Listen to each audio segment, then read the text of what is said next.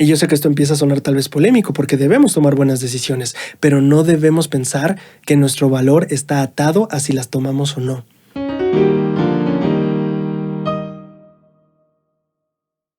Mi estimadísima gente de YouTube, un gustazo tenerte por acá en un día más, en estos de los últimos del año. Ya estamos en la recta final, ya se acaba el 2021 y hoy es un video muy especial, o este video es un video muy especial porque vamos a hablar de la familia, una proclamación para el mundo. Vamos a estar aprendiendo cuestiones históricas y vamos a aprender de algunas cosas que profundamente llegaron a mi corazón y espero que lleguen al tuyo. Así que bienvenido a un episodio más de Tesoros en las Escrituras. Antes de comenzar, solo tengo 3 pequeñas cosas que mencionar. La primera es que tuvimos en los 3 días anteriores, yo tuve la oportunidad de estar conviviendo muy de cerca con el staff y con los miembros de Central del Libro de Mormón. Fue una oportunidad padrísima. Yo conocía personalmente, o sea, en persona, conocí a Pepe, conocí a Melody, conocí a Ceci, pero tuve la oportunidad esta semana de conocer a Benji, conocer a Walter, conocer a Liz, etcétera, etcétera. Y fue muy padre. La verdad, la experiencia fue una experiencia divertida, fue una experiencia muy amena y fue una experiencia también muy edificante también. Así que bueno, de mi parte yo quería decir como que expresar gratitud porque la verdad que fue un evento muy padre. En mi caso me acompañó Diana y estuvimos muy felices con toda la experiencia los 3 días que pudimos convivir con Central. Y nada, muchísimas gracias Central por hacer esto posible. A las personas que fueron también al evento del 9, fue muy padre el poderles ver. Algunas personas me pidieron fotos, estuvimos ahí muy felices con la gente. Un evento también muy edificante y definitivamente algo que se agradece mucho que haya sucedido y ojalá el próximo año tengamos algo igual porque estuvo increíblemente genial. Muy bien. Como segunda cosa que quiero mencionar, no sé si ustedes saben, pero Central del Libro de Mormón tiene un programa que se llama Santos. Santos es un podcast o una conversación que está a cargo de Rodrigo Borgel, que también es aquí de la Ciudad de México. Y el programa básicamente es Rodrigo Borgel teniendo pláticas con creadores de contenido que hacen cosas y videos sobre el evangelio y líderes, etcétera, etcétera. Entonces tuve la oportunidad de que Rodrigo me invitara para preparar un programa, el cual va a estar estrenando el día jueves 30 de diciembre a las 10 a.m. Perdón, es que se me va. Entonces, tú y yo podemos cerrar el año juntos con ese programa. La verdad que fue una plática muy amena. Aprendimos, creo, los dos varias cosas interesantes. Y pues nada, estás invitado a verlo el día jueves 30 de diciembre en punto de las 10 de la mañana en el canal de Central del Libro de Mormón. Si no te has visto, los videos de Santos son bastante buenos. Tiene por ahí Rodrigo Borgel una plática con Pepe, tiene también una con Melody, con Benji, etcétera, con varios del staff del Libro de Mormón. Creo que próximamente también va a estar haciendo las de Walter y Liz, pero bueno, yo no sé sus planes, yo supongo que estarán próximas, pero pueden estar muy atentos a ese y yo los invito personalmente a verlo, el programa y también a ver el mío que va a salir el jueves 30 a las 10 de la mañana. Le pegué a la grabadora, creí que iba a dejar de grabar. Muy bien. Como último ya anuncio, antes de comenzar con lo de hoy, pues ya se está acabando el año. Ya le dijimos adiós a Doctrina y Convenios desde la vez pasada. Ahorita ya estamos, pues sí, ya básicamente esta es la última, por así decirlo, lección o programa de Ven Sígueme 2021. Ya solo falta la cuestión navideña. Nosotros el próximo sábado 18, vamos a estar estrenando ya los videos que tienen que ver con el Antiguo Testamento. Vamos a estar haciendo esto, o quiero hacerlo yo así, porque sé que algunas personas que dan clases de instituto, personas que dan clases de seminario, o incluso personas que les gusta preparar una noche de hogar para empezar la semana de Ven Sígueme con ya algunas cosas, pues vamos, preparado de antemano, pues entonces quiero dar la posibilidad de que estas personas tengan más tiempo, así también tú, de familiarizarte más con la lección. Entonces vamos a estarlo sacando el video incluso con una semana de antelación para que las personas que lo ocupen pues puedan estarlo disfrutando. Entonces, pues nada, esa es la idea. Vamos a empezar el próximo sábado 18 de diciembre. ¿Y cómo se viene el año? Si ustedes tienen preguntas, este año de Doctrina y Convenios fue muy histórico, fue muy centrado en la historia porque a mí me llamaba mucho la atención la historia y pues ya tenía esos libros que no había leído, que todavía no acabo, me los voy a leer este 2022, pero estaba muy interesado en la historia. Este siguiente año creo que yo tengo un interés más acerca de los principios. Quiero aprender sobre las historias que están en el Antiguo Testamento, quiero aprender sobre las lecciones espirituales y los principios. Ando como más centrado en eso, entonces tal vez va a ser un poquito más simple en el sentido de que no me quiero meter tal vez tanto al rollo cultural o histórico, tal vez yo no. me quiero meter más a la parte de principios y aplicaciones. Entonces, más o menos eso es lo que esperamos para el próximo año, poderte compartir más cuestiones de aplicaciones y principios. Ese espero que sea mi enfoque, a ver si no cambio a medida que otra cosa me interese, pero sí, ese es como mi enfoque que quiero darle al siguiente año. Vamos a tener el programa navideño, el Ven Sígueme termina con una semana navideña, vamos a publicar eso el miércoles 22 de diciembre y queremos hacer un programa final de año. Me encantaría nunca hemos hecho un programa en vivo aquí en el canal. Hemos hecho en Facebook, pero aquí no. Entonces, la cosa que quería mencionarles es que vamos a estar transmitiendo en vivo, queremos platicar con ustedes, queremos ver si por ahí hay algunas preguntas, cosas, más que nada es para convivir y cerrar el año. Va a ser el miércoles 29 de diciembre, ¿ok? Son 2 miércoles que tienes que tener en tu mente, el miércoles 22 y el miércoles 29, que son los últimos 2 miércoles de este año. El miércoles 22 sale el programa navideño, el miércoles 29 vamos a estar transmitiendo en vivo aquí en el canal y lo vamos a hacer en punto de las 7 p.m. hora de la Ciudad de México, ¿vale? Vamos a estar recibiendo preguntas, contestando, etcétera, etcétera. Más que nada es para convivir y cerrar el año y etcétera. Y ¿por qué lo estamos haciendo el miércoles? Porque queremos que se preparen porque ya regresa el programa de 3 semillas. Habíamos hecho anteriormente con Nancy, estuvo conmigo haciendo este programa de 3 semillas que estábamos analizando discursos de la conferencia general. Bueno, el programa va a retomarse, vamos a estar empezando en enero, el primer miércoles de enero arrancamos y lo genial es que vamos a estar haciéndolo cada semana. Entonces cada semana los miércoles van a estar teniendo un video de análisis de los discursos de la conferencia general. Nancy no me va a estar acompañando, hubo conflictos de horario, la verdad Nancy tuvo ya complicaciones para poder cuadrar los horarios igual yo, y etcétera, entonces tuvimos que ahí hacer algunos cambios, pero la persona que me va a estar acompañando la van a conocer. Me ha encantado lo que hemos empezado a trabajar ya del programa y yo tengo el sentimiento que va a ser muy increíble lo que vamos a estar viendo en esos videos. Así que bueno, ya está. A partir de enero, los miércoles también vamos a estar publicando video semanal. Sábados a las 8 de la mañana, Tesoros en las Escrituras, y miércoles 3 semillas, ¿vale? Por la noche, si no me equivoco. Muy bien. Ya acabamos los anuncios y espero todo esté feliz y listo para comenzar a hablar de la familia, una proclamación para el mundo. Muy bien, pues empecemos un poquito dando una introducción acerca de proclamaciones. ¿Qué son las proclamaciones? ¿Por qué dice una proclamación para el mundo? Etcétera, etcétera. Yo te preparé material, te preparé, ¿cuántas son? Son 5 hojas de materiales. Bueno, aparte te preparé unos artículos que ya vas a tener que leer porque están muy buenos. Pero en material de apoyo incluí algo que encontré en la página de la iglesia que me pareció muy interesante. Es un artículo que se llama cuán raras o raras en el sentido de que casi no ocurre, ¿no? ¿Qué tan raro es una proclamación? Así se llama el artículo, está en la página de la iglesia, en la parte de noticias de la iglesia. Es un artículo escrito por Scott Taylor de abril de 2020, fue cuando lo publicó. Ahora, quiero leer un poquito acerca de lo que él nos enseña acerca de las proclamaciones porque creo que es muy instructivo para todos. Si tú quieres imprimirlo y tenerlo, lo puedes imprimir, ya sabes, está en los materiales que dejo en la descripción. Es el número 30. Ok, ¿qué dice el artículo? ¿Qué tan raras son las proclamaciones en la iglesia? Los líderes de la Iglesia de Jesucristo de los Santos de los Últimos Días solo han publicado 5 proclamaciones. Siendo la del domingo, y aquí es la proclamación sobre la restauración. Acuérdate que recientemente el presidente Nelson en el bicentenario publicó una proclamación sobre la restauración. Entonces, esa que publicó es la 6ª proclamación que tenemos en toda la iglesia, ¿ok? Solo hay 6 proclamaciones en toda la iglesia. Los primeros 3 proclamaciones se emitieron en los primeros 35 años de que se organizó la iglesia.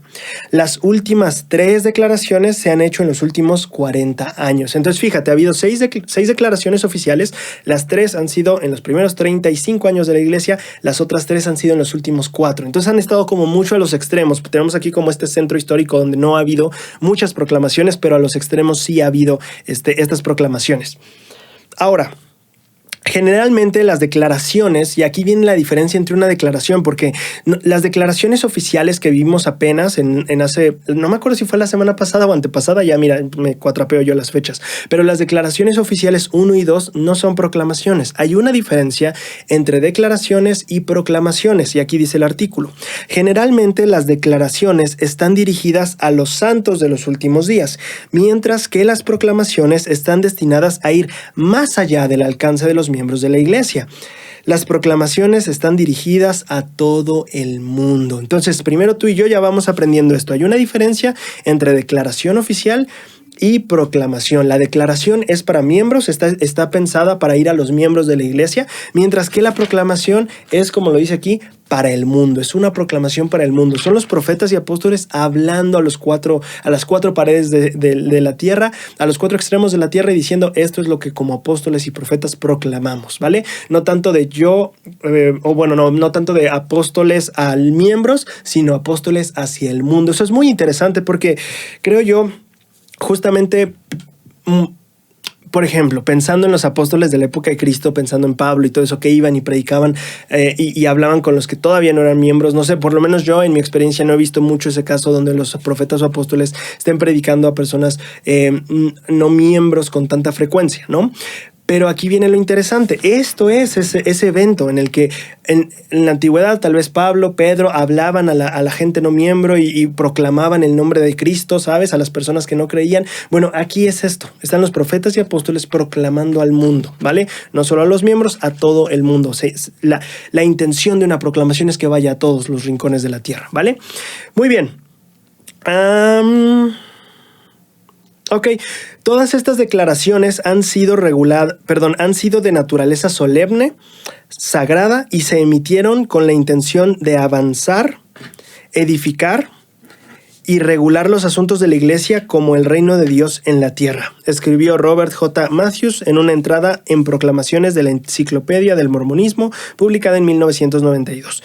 Entonces tiene el propósito, de acuerdo a esta Enciclopedia del Mormonismo de 1992, son de naturaleza solemne y sagrada, y tienen la intención de avanzar, edificar y regular los asuntos de la iglesia, ¿vale? Edificar, avanzar, es decir, proclamar y regular los asuntos de la iglesia. Aquí viene una lista de las 6 proclamaciones que ha habido. Bueno, las 5, no viene incluida aquí la última que se dio. Entonces tú puedes revisarlo si quieres. Por ahí más o menos viene un resumen de todo lo que significa cada una de las proclamaciones para que tú puedas revisarlo por ti mismo. Te lo voy a dejar en los links en la descripción. Yo quiero pasar a la siguiente parte para que esto no nos tome mucho espacio en todo lo demás que quiero que veamos. Solo las voy a enlistar. La primera es una proclamación de la primera presidencia a los santos dispersos en el extranjero. Esta fue el 15 de enero de 1841. Aquí está José Smith, Sidney Rigdon y Hyrum Smith como primera presidencia y emiten esta que fue la primera proclamación en la historia de la iglesia moderna, ¿no? Hay otra proclamación el 6 de abril de 1845, una vez que José Smith ya había sido asesinado. Proclamación de los 12 apóstoles de la Iglesia de Jesucristo de los Santos de los Últimos Días. Fue el 6 de abril de 1845, ¿vale? La otra proclamación es una proclamación de la primera presidencia del Quórum de los 12, hecha en el 65. Entonces, en el periodo de Utah, en el tiempo de Brigham Young. La otra se dio en el 80 con Spencer W. Kimball. Fue una proclamación hacia la Iglesia de Jesucristo de los Santos de los Últimos Días, hecha por la primera presidencia del Quórum de los 12, y de hecho era en una, no sé cómo se diga en números, perdón, ni le voy a intentar, en el aniversario número 150 de la restauración, ¿vale? Para no embarrarla ahí o equivocarme en cómo se dice, céntimo, no sé cómo se dice en números ordinales, o ni me acuerdo de eso, perdón. Pero bueno, entonces esas fueron las proclamaciones, ¿vale? Si nosotros avanzamos al artículo, dice algo que me gusta mucho, fíjense. Una proclamación es diferente a una declaración oficial, una exposición doctrinal o declaraciones sobre políticas. Entonces, aquí el artículo que recordemos es de Scott Taylor en la página de la iglesia, nos está explicando que hay que separar un poquito. Las declaraciones no necesariamente o son diferentes más bien a declaraciones oficiales, a exposiciones doctrinales y a declaraciones sobre políticas. Entonces, estamos viendo aquí un poquito de distinción al respecto. Algunos de ellas o de las proclamaciones provienen solo de la primera presidencia, algunas solo del Quórum de los 12 y algunos tantos en conjunto, tanto de los 12 como la primera presidencia. Entonces, las declaraciones, mira, yo estoy cometiendo el error. Las proclamaciones no necesariamente tienen que ser del Quórum de los 12 más la primera presidencia. Hay proclamaciones que han sido hechas solo por la primera presidencia, como fue el caso de la primera proclamación que iba firmada por la primera presidencia. Hay se me fue otra vez, proclamaciones que están hechas solo por el quórum de los 12 y hay proclamaciones que están hechas tanto por la primera presidencia como el quórum de los 12. Es decir, no hay como una regla establecida de cómo se emite una proclamación. Puede ser solo la primera presidencia, puede ser solo del quórum de los 12 o puede ser de los dos quórums unidos, ¿vale? Muy bien. Se pueden encontrar ejemplos de declaraciones oficiales al final de Doctrina y Convenios, como ya lo vimos durante este año, y se pueden encontrar como ejemplos de comunicaciones que incluyen una epístola general de Brigham Young en 1847 y del Consejo de los 12 Apóstoles a los Santos, etcétera, etcétera. Y aquí en el artículo vienen algunos ejemplos que tú ya podrás ver si lo lees. Te lo dejé ahí ya. Sí, porque no lo busqué en español, pero lo traduje. Bueno, espero que no esté en español, porque si no, pues hice doble de trabajo, pero bueno, lo traduje y ahí está, entonces lo pueden descargar sin ningún problema. Ok, una vez entendiendo que una proclamación es diferente a una declaración oficial y que una proclamación no necesariamente tiene que estar hecha por el quórum de los 12 o por la primera presidencia o por los dos, sino que puede ir variando en cuanto a cómo se utiliza, y que solo tenemos 6 declaraciones, 6 proclamaciones, es que es confuso, ¿sabes? Declaración oficial, proclamación, yo me confundo. Pero bueno, solo tenemos 6 proclamaciones al mundo en la iglesia y esta es una de esas 6 proclamaciones. Teniendo esto en cuenta, entonces vamos a leer la primera presidencia y el consejo de los 12 apóstoles de la Iglesia de Jesucristo de los Santos de los Últimos Días. Esta es una proclamación que hacen en conjunto, no solo la primera presidencia, no solo el consejo de los 12, todos juntos. El párrafo 1 empieza diciendo: nosotros, la primera presidencia y el quórum de los 12 apóstoles de la Iglesia de Jesucristo de los Santos de los Últimos Días, solemnemente proclamamos que el matrimonio entre un hombre y una mujer es ordenado por Dios. Quiero fijarme un poquito en los pronombres personales que se ocupan en esta declaración o en este primer párrafo. ¿Qué son los pronombres personales? Los pronombres personales, vamos a aprender un poco de gramática aquí. Los pronombres personales en gramática son podemos decirlo como una sustitución del nombre. En lugar de decir Braulio, decimos él. En lugar de decir Rocío, decimos ella. En lugar de decir Roberto y yo, decimos nosotros. Esos son los pronombres personales, ¿vale? Entonces son yo, tú, él, nosotros, ustedes, ellos, ella, él, eso. Todos esos son pronombres personales que nos indican quién es la persona que está ejecutando el verbo. Por ejemplo, nosotros oramos en la mañana, ustedes corren muy rápido. Entonces, ¿quién está efectuando la acción? Es lo que nos dice el pronombre personal. Y aquí es importante porque el pronombre personal es nosotros. Entonces, aquí es algo que ellos están proclamando, que quiero hacer justo la distinción, como de las distinciones que ya hacía Scott en el artículo, ¿no? Que decía, una proclamación no es una declaración, no es una explicación de doctrina, no es una declaración de política. Es interesante ver que aquí el nosotros es nosotros lo estamos proclamando. Ahora, eso tiene diferencia a lo que nosotros estudiábamos en Doctrina y Convenios, cuando decía: he aquí yo soy Jesucristo, el alfa y el omega, y os digo mi voluntad en cuanto al recogimiento de los santos en Far West, por ejemplo, ¿no? Entonces ahí es muy claro quién está hablando. Ahí era Jesucristo, el alfa y el omega. Aquí, ¿quién nos está hablando? Nos están hablando la primera presidencia y el quórum de los 12.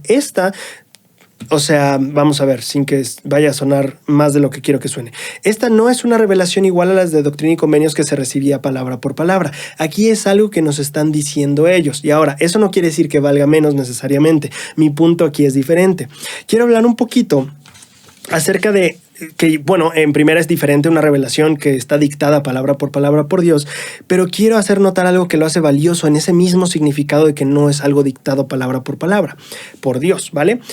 Ellos están diciendo: nosotros proclamamos, nosotros te estamos diciendo, nosotros te estamos enseñando esto, nosotros te testificamos esto. Y ahí está la palabra clave. Si nosotros pensamos un poquito en Pablo, tú te acordarás que Pablo alguna vez estuvo ante el rey Agripa. Agripa, sí, espero no me haber equivocado en el nombre. Pero él, una vez estando frente al rey, le da su testimonio y le comparte su experiencia, etc. Fíjate que tiene un valor muy importante eso. No dice la escritura que Pablo recibiera palabra por palabra lo que le tenía que decir al rey. No fue que Dios le dictó su discurso, sino que Pablo le estaba compartiendo su testimonio. Y eso es valiosísimo, porque aquí tenemos a la primera presidencia, al quórum de los 12, compartiéndonos desde ellos, ¿vale? Y aquí podemos pensar un poquito en, imagínate que tú estás tal vez frente a ellos, que ellos van a darte un mensaje y que este es el mensaje que te tienen. Si tú tuvieras, imagínate, este documento es tener a la primera presidencia y al quórum de los 12 frente a ti y que te están declarando algo a ti. Me encanta por eso que empiece con nosotros, no necesariamente que diga, bueno, aquí yo Jesucristo declaro que, no, sino que diga nosotros, la primera presidencia, los líderes de esta iglesia estamos diciendo y declarando esto. Entonces lo puedes tomar de una manera muy personal para decir, ok, tengo a los líderes enfrente y ellos me están enseñando esto. Y puedes imaginarlo así en tu casa, ¿no? Imagínalo así muy personal, ¿qué nos están enseñando los profetas y apóstoles aquí, en este documento? ¿Qué nos están diciendo? Así como Pablo le hablaba a Agripa y le estaba enseñando y testificando, ¿qué nos están enseñando y testificando los 15 líderes, pues sí, más altos de la iglesia aquí en la tierra? ¿Qué nos están enseñando a nosotros? Ellos, ¿qué vienen a enseñarnos a nosotros? Esto es ese documento, ¿vale? Quiero contarte una experiencia que tal vez tenga sentido para ti, porque a veces, conforme pasa el tiempo, tal vez el documento nos llega a parecer monótono. Es como si ya más o menos lo conozco, el párrafo 7 habla de esto, el párrafo 2 habla de esto, sí me conozco la idea, ¿no? Quiero contarte algo, ¿vale? Hace un año, creo, justamente, sí, no sé si más o menos, es que según yo hace un año, conforme estaba acabando el año de pandemia, aquí en México se hizo una transmisión especial a cargo de la presidencia de área. En ese tiempo, el elder Arnulfo Valenzuela era el presidente de área. Y entonces lo que pasó es que, pues mi familia se reunió, creo que fue domingo en la tarde, si no me equivoco, mi familia se reunió, estábamos ahí en el sillón, pusimos la computadora, la transmisión que creo que fue por Facebook, o al menos nosotros la vimos por Facebook. Y entonces empezó la transmisión y el elder Valenzuela, cuando le tocó hablar, empezó a hablar acerca de la familia. Y empezó diciendo, el matrimonio entre un hombre y una mujer es ordenado por Dios. Y entonces yo agarré el hilo y dije, creo que ya sé lo siguiente que va a decir. Y dije algo como, el ser hombre y el ser mujer es una característica esencial, etcétera. Y lo decía, ¿no? Y entonces yo empecé a hablarlo en fuerte porque cuando me di cuenta que yo en mi mente podía irlo diciendo antes que él, porque él empezó a leer mucho o a decir mucho de lo que dice la proclamación. Y entonces antes de que lo dijera, yo empecé a pensarlo, pero después, con el tiempo, cuando vi que sí estaba leyendo, o bueno, no leyendo, pero repitiendo la proclamación, yo empecé a decirlo antes, vocalmente en la familia, ¿no? Entonces yo empecé, básicamente decía, el primer mandamiento que Dios les dio a Adán y a Eva, y el elder Arnulfo va atrás, ¿no? El elder Arnulfo Valenzuela, el primer mandamiento que Dios ha dado. Y la verdad... Tengo que admitir aquí frente a todos ustedes que yo dije, jajaja, le hackeé el discurso y ahora me lo sé, ¿no? Me reí un poquillo, me pareció curiosa la situación, como diciendo, ya sé todo el discurso, ya me lo sé, ya me sé el discurso, vean qué pro soy, ¿no? Y fue algo, pues dicho en broma, no fue como solo para que no lo vayan a tomar así. Y me dio risa. Ahora, fíjense qué interesante porque el humor me sirvió para acordarme de esa experiencia. Hay un discurso que me gusta mucho, en el que la persona discursando menciona que uno de sus amigos le dijo que él estaba orando para que un ángel se le apareciera y le diera un mensaje. Y esta persona le dijo a esta persona que estaba orando para recibir un ángel, le dijo, ¿para qué quieres ver un ángel? Si el ángel te tuviera que dar un mensaje, te recitaría las escrituras, porque ahí está lo que Dios ya quiere que sepas. Y dije, qué interesante idea. ¿Cuántas veces tal vez nosotros estemos buscando esa experiencia única, ¿sabes? Súper memorable, increíblemente excepcional, de se me apareció un ángel y me dio un mensaje? Y esta persona le enseñaba en su discurso eso. Si ustedes están orando para que un ángel venga y se les aparezca y les dé un mensaje, mejor pónganse a estudiar las escrituras, porque si el ángel se les apareciera, les diría exactamente lo que está en las escrituras. Y entonces para mí fue un abrir de ojos ese discurso porque dije, qué interesante, claro, en las escrituras está ese mensaje que Dios quiere que recibamos. Si Dios quisiera darnos instrucciones extra, Él mandaría al ángel, no tendríamos que pedírselo. Pero si no está aquí el ángel es porque entonces tenemos todo lo necesario que Dios requiere que sepamos y estemos enterados ahorita. Y eso está en las escrituras. Entonces fíjate, ahora... vamos a tomar estas dos historias que yo te acabo de contar. Vamos a tomar la historia de la presentación de la presidencia de área de México, prácticamente citando textualmente toda la familia. Y vamos a hablar de esto del ángel. Yo en ese momento me pareció curiosa la situación, me reí y dije, jajaja, que es su mensaje, ya me sé su mensaje, ¿no? Pero viéndolo en retrospectiva, porque en ese momento dije, pues bueno, ya me lo sé, ya, pues sí, o sea, no sé, como que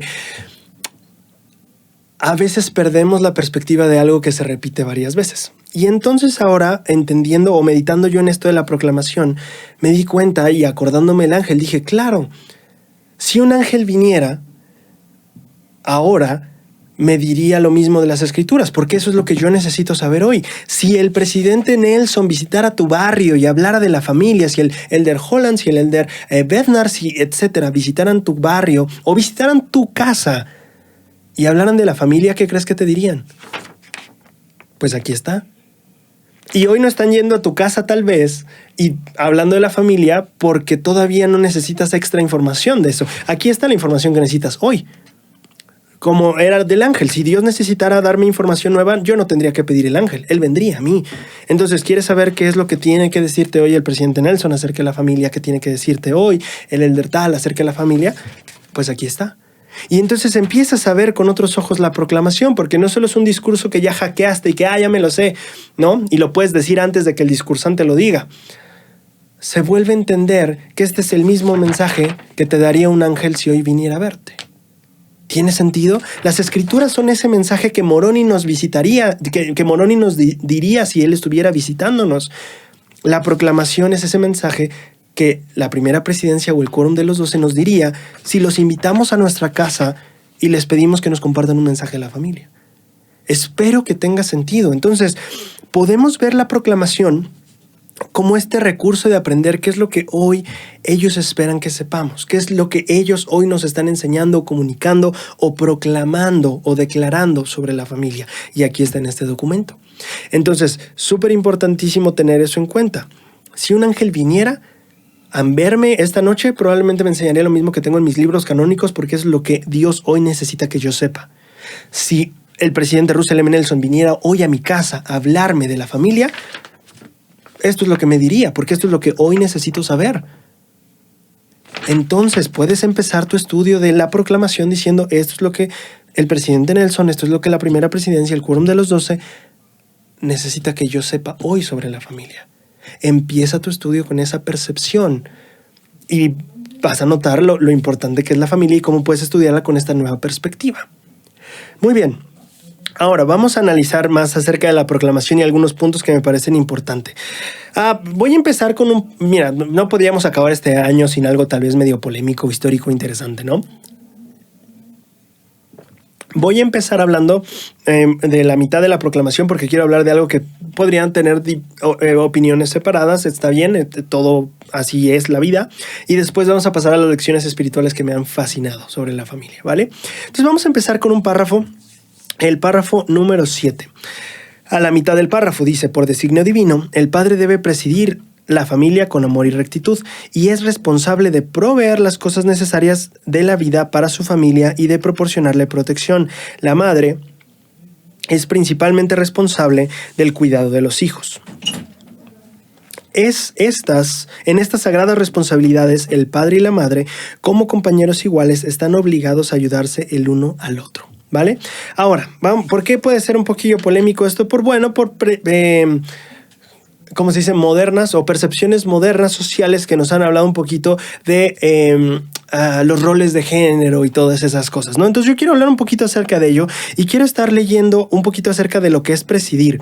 Quiero hablar un poquito de lo que presidir llega a significar. Mira, pensemos un poquito en alguien que tú ubicas en tu estaca o en tu barrio que preside. ¿Qué significa presidir en la iglesia? Si tú vas a un diccionario, presidir significa tener autoridad sobre.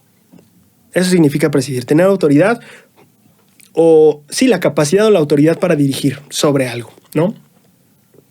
Pero si nosotros vamos a la aplicación o lo vemos en nuestros términos prácticos en la iglesia, presidir no solo significa tener autoridad sobre.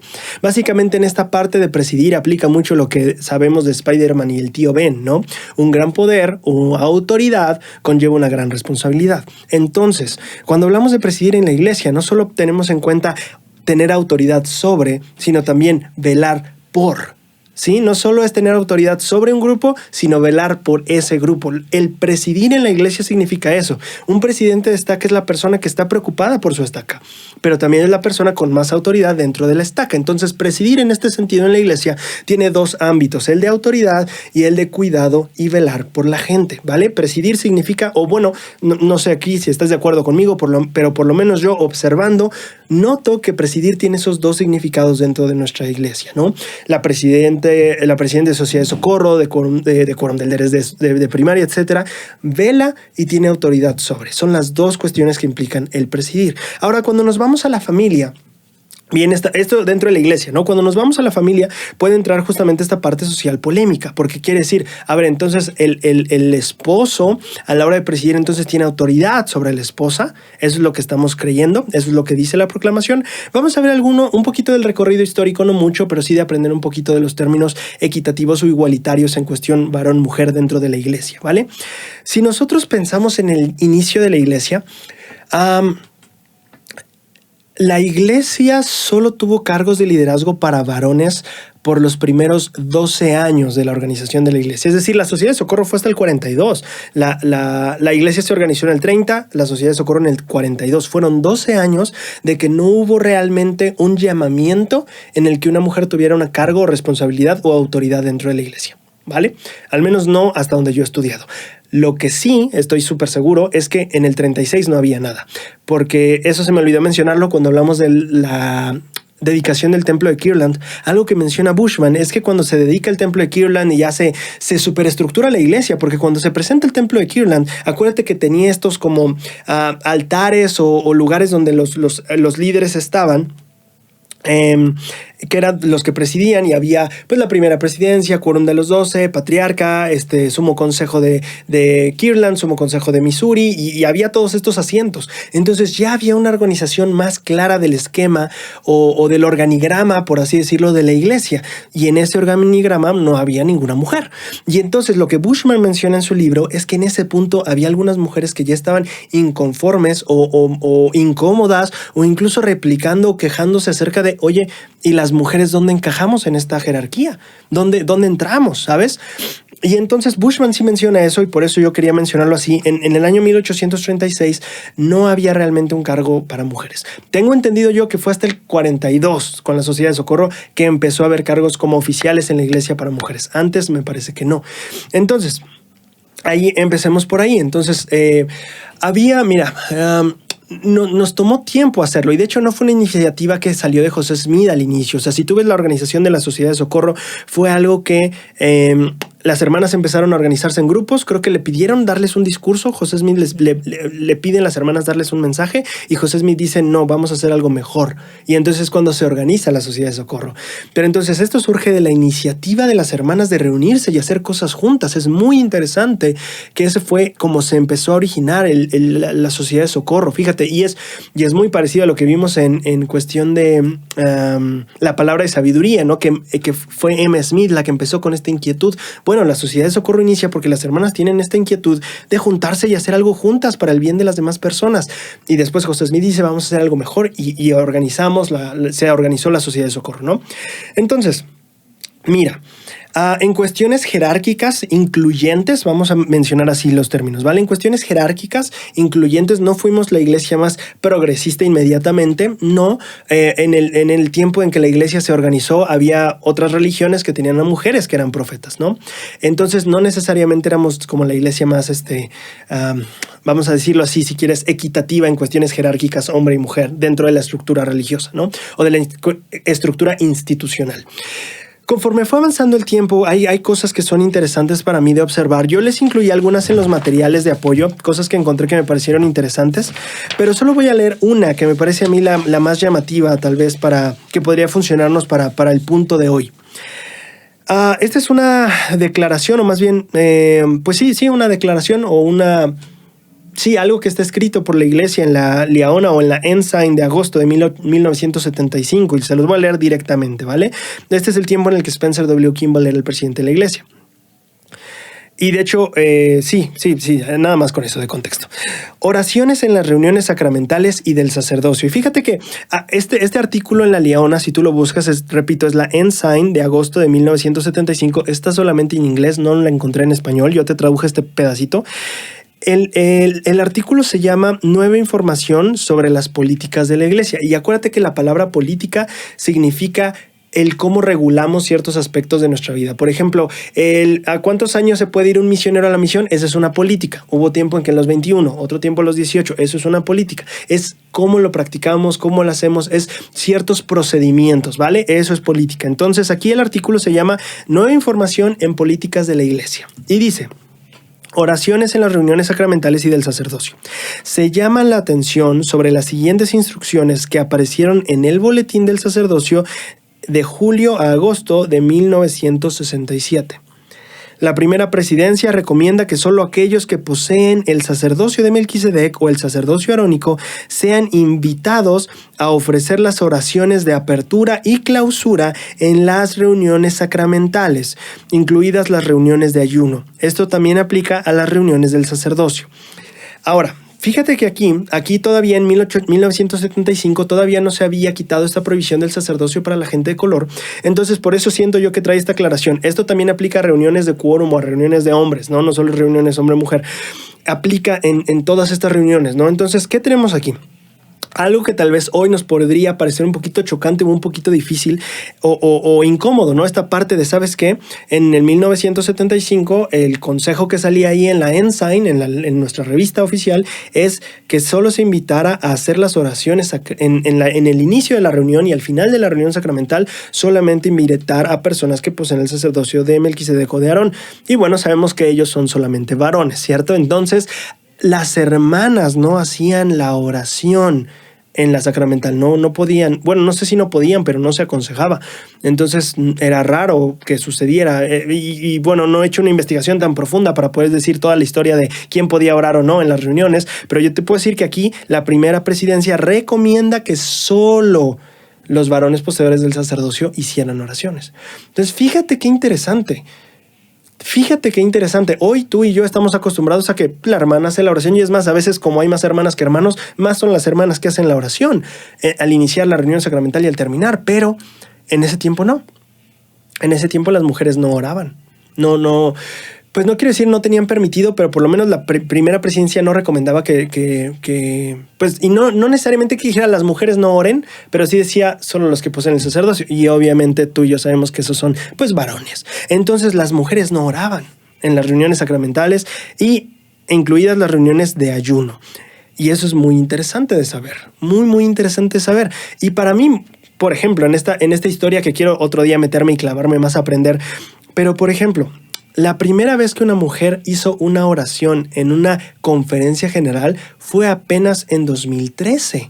Antes de 2013 no había ninguna sola mujer que hubiera hecho una oración en una conferencia general. Y aquí podemos ver esa estructura que es más de dominancia de varón, más que, y no una cuestión equitativa o igualitaria, ¿sabes? Y claro que podemos hablar acerca de las cuestiones del sacerdocio, etcétera, etcétera, y entiendo esa parte, ¿sabes? No estoy aquí diciendo que una mujer tal vez debería ser obispo, no es el punto de lo que estoy diciendo ahorita. Lo que estoy diciendo es que si podemos hablar justamente sobre el sacerdocio, pero también ahí vienen estas otras cosas que es como, bueno, pero ¿a poco por no tener el sacerdocio una mujer pues, no puede hacer una oración en el sacramental? Bueno, al menos en el 75, ¿no? Bueno, ¿a poco por no tener el sacerdocio una mujer no puede ser testigo en bautismo? Bueno, al menos hasta hace 2 años, ¿no? Y si vas al manual decía poseedores del sacerdocio de Melquisedec. Y ahorita últimamente hemos visto tal vez eso no es la manera de hacerlo. ¿Por qué tendría que ser forzosamente un poseedor del sacerdocio de Melquisedec el que pudiera afirmar de que mi hijo se bautizó? O que pudiera hacer una oración pidiendo, Padre, ayúdanos a recibir tu espíritu en esta reunión para que aprendamos y podamos aplicar lo que tenemos que aprender hoy en esta semana y que nos llevemos en nuestros corazones lo que el obispo nos ha dicho.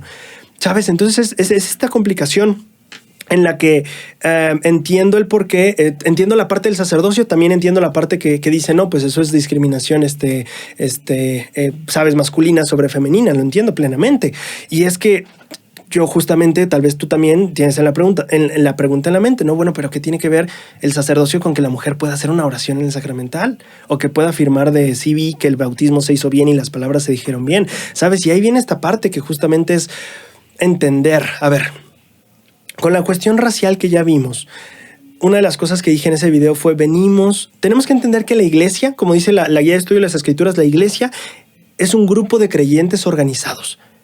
La iglesia somos tú y yo viniendo a querer adorar juntos y seguir a Cristo juntos, y de manera que se organizó a través de los cielos. Tenemos la autoridad del sacerdocio. Entonces es liderada, guiada y organizada desde los cielos, pero finalmente somos tú y yo tratando de hacer lo mejor que podemos, con lo mejor que tenemos. Y cuando pensamos en eso, acuérdate de los primeros miembros de la iglesia cuando llegaron a la iglesia. Acuérdate en Kirtland cómo eran las reuniones de adoración. Había gente creyendo que era un mono, había gente arrastrándose, había gente gritando y saltando de una banca a otra. Porque, como aprendimos hoy o este año en Ven, Sígueme, traían todas estas maneras de adorar que eran muy de ellos, muy de su cultura. Y entonces las incorporaban a la iglesia. Ahora, ¿la iglesia los quitaba inmediatamente? No, fue un proceso que José Smith tuvo que batallar bastante. Fue un proceso en el que se tuvo que equilibrar e ir quitando esas partes de la cultura que no estaban bien. Con las cuestiones raciales también lo hemos visto. Es entendible que tanto José Smith como Brigham Young como muchos otros líderes vivieron en una cultura donde se veía bien hacer esta distinción racial. Y era lo que era en su cultura. Y como somos una iglesia hecha por personas, tú eres la iglesia, yo soy la iglesia, tú tienes cosas que estás trayendo de tu cultura y yo traigo de la mía. Y hay cosas dentro de esa cultura que no están bien. El cómo adorar lo fuimos quitando poco a poco. Las cuestiones raciales las fuimos quitando poco a poco. Ahora viene esta parte que conocemos como machismo o sexismo, en la que decimos, bueno, es que es entendible que una iglesia hecha de personas va a tener problemas de personas. Va a tener problemas sociales también, porque somos personas que tenemos una cultura y estamos metiendo esa cultura al meternos nosotros. Es imposible que uno cuando se convierte en miembro se bautice. Los bautismos lavan los pecados, no las culturas. ¿Tiene sentido? El bautismo es para limpiar pecados, no para cambiar culturas. No lo hace así. O sea, vamos a ver, no es... Cuando entras al agua sales limpio. Cuando sales del agua no sales sin tu cultura. Tu cultura sigue siendo parte de ti. Tus costumbres, cómo te criaron, cómo piensas y ves el mundo, sigue siendo parte de ti. Y entonces es interesante ver cómo nos hemos ido quitando todas esas capas de cultura con el tiempo. Y bueno, aquí como tú quieras interpretarlo, pero entiendo la postura de que podría ser también nos hemos ido quitando de esa parte en la que la mujer necesariamente estaba abajo del hombre en autoridad. Ahora, no lo estoy diciendo solo yo, te voy a dar algunas citas que te estoy incluyendo en los materiales para que tú puedas leerlo por ti mismo y analizarlo. Esto es de agosto de este año, de 2021, 8 de agosto de 2021. Hubo un devocional de clausura para un evento que se llama Abundant Life allá en Estados Unidos. Y en el discurso final, en la presentación final o devocional final, hubo una parte de preguntas y respuestas o comentarios que estuvo el elder Oaks, el presidente Oaks, con su esposa. Y quiero leerte un poquito del diálogo, de cómo funcionó esto. El anfitrión mencionó algo muy interesante y te lo voy a leer. A ver, vamos a tener tres personajes aquí. El anfitrión, el elder Oaks y la esposa del elder Oaks, Kirsten. Sí, Kirsten. Entonces, estas tres personas están hablando y quiero que escuches cómo fue el diálogo en este devocional, ¿vale? El anfitrión dijo, bueno, te diré, hablándole al elder Oaks, aprendí una gran lección de ti. Fue cuando me llamaron por primera vez como autoridad general y estábamos haciendo la rotación y tú dirigías el departamento misional. Tuvimos la oportunidad de estar en una de estas reuniones y se trataba de la discusión para que las hermanas misioneras usaran pantalones.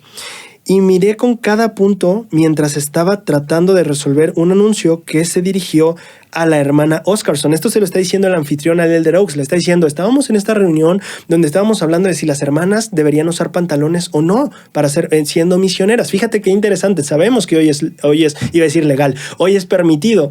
Pero ¿qué hubo de trasfondo en ese anuncio o en esa decisión? Y fíjate, aquí el anfitrión le dice, elder Oaks, yo estaba como autoridad general y yo estaba viendo cómo usted en cada asunto se dirigía a la hermana Oscarson. Acuérdense, Bonnie L. Oscarson. A ver, aquí me van a regañar. No me acuerdo si era presidenta de la Sociedad de Socorro o de Mujeres Jóvenes de general. No me acuerdo. Creo que era de Mujeres Jóvenes.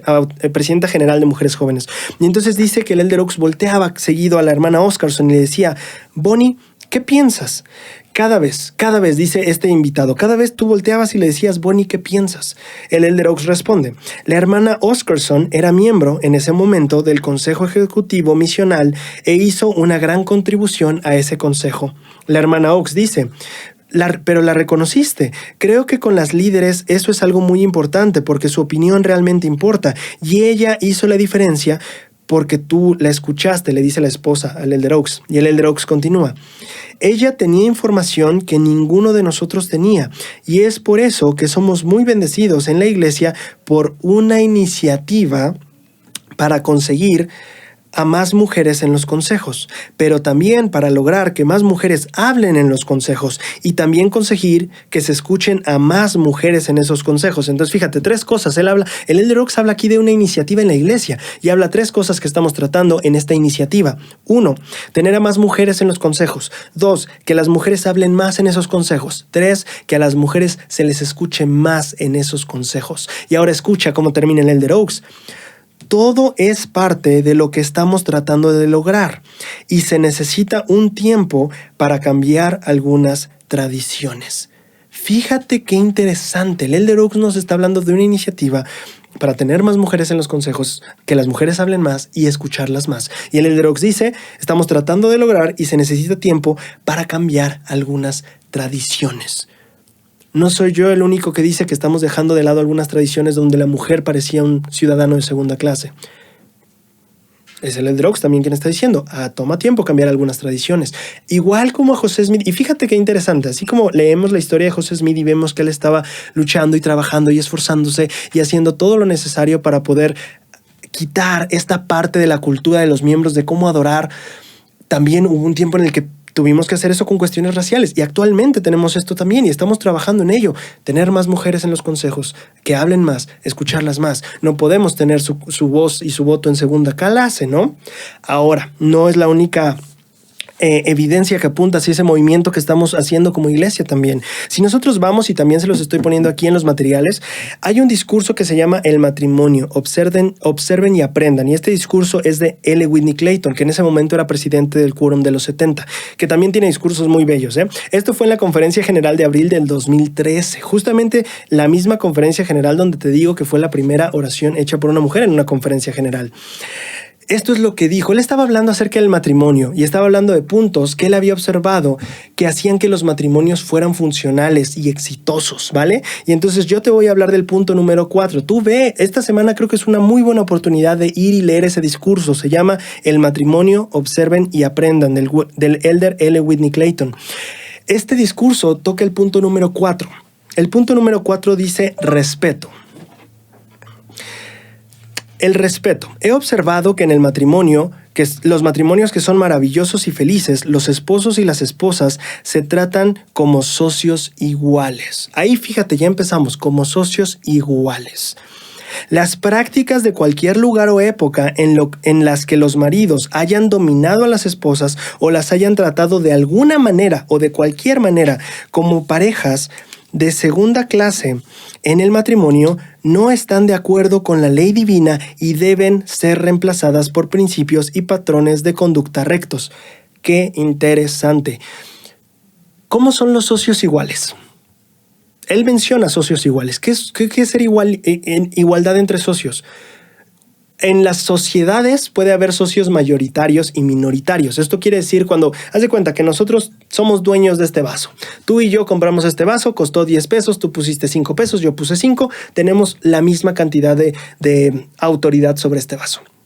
Un socio mayoritario es el que tiene mayor porcentaje de propiedad. Por ejemplo, si yo hubiera pagado 7 pesos y tú hubieras pagado 3 pesos por este vaso, sería más mío que tuyo. Yo sería el socio mayoritario, tú serías el socio minoritario. Y por ende sería justo que yo tuviera mayor voto o mi voz pesara más porque yo soy más dueño de esto que tú. Eso es ser socios mayoritarios y minoritarios. Él dice, los matrimonios que tienen éxito y son maravillosos son socios iguales. No hay socios mayoritarios, no hay socios con más voz ni voto, ¿no? Y él dice, cualquier época, cualquier tradición, cualquier momento en el que se haya tratado a la esposa de cualquier manera como una pareja de segunda clase, eso no está de acuerdo con la ley divina. Fíjate qué interesante. Él no dice de cierto aspecto, de una manera, no. Él dice de cualquier manera que haya sido tu esposa o la esposa. En segundo lugar, está mal. No es ley divina. No es ley divina. Qué interesante, porque entonces tenemos que reformar esta idea de presidir en el hogar. Porque ya vimos que en la iglesia regularmente presidir involucra velar y tener autoridad sobre. Y la proclamación dice, el papá tiene que tener o debe tener, por designio divino, preside sobre la familia. Pero aquí estamos entendiendo que al menos, y vamos a ver, esta proclamación fue hecha en el 95. Han pasado, ¿cuántos años han pasado? 25 años de eso. Creo que es importante pensar en lo que presidir significa hoy en día, al menos en el hogar. Y como el elder Whitney Clayton y el elder Oaks nos están enseñando, hay tradiciones que tenemos que dejar atrás. Si hubo un momento en que la esposa tenía una voz menor y no era socia igual, eso está mal, está en contra de la ley divina. Y me encanta porque dice de cualquier manera. Yo sé que tú y yo podríamos decir, bueno, pero el sacerdocio... A ver, el sacerdocio. El sacerdocio está dado para poder efectuar ordenanzas que necesitan esa autoridad. El sacerdocio no está dado para que tú tengas mayor voz o voto que la esposa. Eso no... Mira, te voy a contar una historia. Una vez fui a Camarones, aquí en la Ciudad de México. A ver, bueno, espero... Sí, creo que sí puedo contar esta historia. Hubo una charla... creo que fue del sacerdocio, justamente. Fue una charla de sacerdocio y fue el elder Piper, Paul B. Piper, que en ese tiempo era presidente del área México. Y el elder Piper hizo una declaración que me llamó mucho la atención. Y lo cito con mucho respeto porque es una cita fuerte, pero quiero que entiendas un poquito de lo que me transmitió él a mí. Él dijo, me da asco el poseedor del sacerdocio que piensa que tiene el sacerdocio para mandar sobre su esposa. Y lamentablemente quiero hacer aquí la aclaración, no tengo la cita escrita, pero recuerdo muy bien que esa era la idea. Y la palabra no se me olvida, él dijo, me da asco el hermano que piensa que el sacerdocio le da autoridad sobre su esposa. Qué interesante entender esta parte. El que uno tenga el sacerdocio es para poder hacer ordenanzas que no podrían hacerse sin el sacerdocio. Claro está. ¿Quién era? El elder Oaks creo que era... No me creas, no me acuerdo quién decía que el poseer el sacerdocio era como poder abrir las persianas de una ventana. Eso no te hacía dueño de la luz del sol. Solo te hacía el medio por el cual se abrieron las ventanas. Y entonces él decía eso, el sacerdocio es ese medio. Ese medio no te da autoridad para dictar cómo debe usarse la luz o cómo necesariamente debe de la gente estar acomodada en el cuarto. Eso no dice nada, solo que tú eres la persona que se designó para abrir las ventanas o las persianas y que entrara la luz. En este caso, la autoridad para las ordenanzas. Entonces, para mí es muy interesante. Debemos de tener cuidado porque... muchas veces he aprendido que el ocupar el nombre de Dios en vano no significa necesariamente cuando alguien se sorprende y dice, ¡ay Dios! O dice cualquier expresión que involucre a cualquier miembro de la Trinidad. He meditado mucho en este año y si me has acompañado todo este año, me has acompañado en ese viaje de descubrimiento en el que he aprendido que tomar el nombre de Dios en vano también implica asumir autoridad que Dios no te está dando. Y asumir que Dios desea que ocupes esa autoridad de cierta manera. Y decir, es que Dios. Y ocupar el nombre de Dios en vano. Decir, Dios me mandó a hacer esto. O Dios, o ¿sabes qué? Estoy haciendo esto por Dios. No. Si Dios no lo mandó, si Dios no lo quiere, estamos usando su nombre en vano. Y creo que esa es una de las maneras más fuertes. ¿Sabes cuántas cosas malas se han hecho en el nombre de Dios? Ahí yo creo que viene esa parte de tomar el nombre de Dios en vano. ¿Tiene sentido? Entonces, cuando nosotros llegamos a esta parte del sacerdocio, cuando llegamos a esta parte de la igualdad masculina-femenina, es importante entender que el sacerdocio no te pone como una persona con autoridad superior a la esposa en casa. Lo que te da la autoridad es de hacer ordenanzas, pero bájale a todo lo demás. No hay un voto superior porque tú tienes el sacerdocio y ella no. Así no funciona. ¿Quieres escuchar de nuevo? Los matrimonios maravillosos y felices son socios iguales. No hay un socio mayoritario con más voz ni voto. Son socios iguales. Recientemente hemos visto ese énfasis del que el elder Oaks nos habla. Estamos moviéndonos a una cultura que necesitamos, alejándonos de una cultura que queremos dejar, acercándonos a una cultura que queremos abrazar. La cultura en la que un hombre no tiene mayor valor que una mujer. Ni voz, ni voto. El elder L. Whitney Clayton continúa. Los esposos y las esposas en los grandes matrimonios toman decisiones por unanimidad y cada uno de ellos actúa como un participante pleno y tiene derecho a la misma voz y al mismo voto. Eso es lo que dice el discurso. Te repito, ve y léetelo esta semana. Entonces, ¿cuáles son los matrimonios que él dice? Los grandes matrimonios son donde el hombre o la mujer, ninguno tiene un voto superior al otro.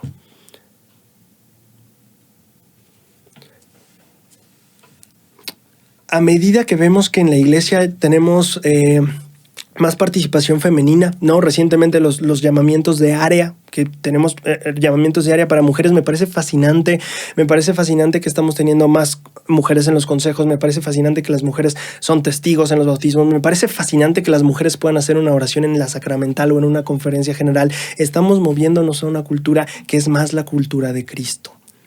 La iglesia va a llegar algún día a ser la iglesia que Cristo quiere reencontrar, la iglesia que es tal cual Cristo la quiere. Todavía nos falta para llegar a esa iglesia. Estamos avanzando hacia allá y va a haber más cambios. El presidente Nelson no dice tomen sus vitaminas. Va a haber más cambios. Vamos a seguir avanzando porque queremos llegar a ser la iglesia que Cristo quiere. Todavía no estamos ahí, pero estamos en el proceso de llegar a serlo. Y nosotros tenemos que comprender eso a medida que buscamos quitarnos una cultura negativa o una cultura que estaba mal y abrazar una cultura que es la cultura, como él lo dice aquí, de ley divina. Debemos reemplazar lo malo con principios y patrones de conducta correctos. Quiero dejarte con esta frase. Si estamos pensando que no somos socios iguales, si estamos teniendo a alguien más derechos y alguien más voz y voto, quiero dejarte con esta idea. Si alguien es segunda clase o una pareja de segunda clase en el matrimonio, esto no está de acuerdo con la ley divina. Eso es lo que dice el elder.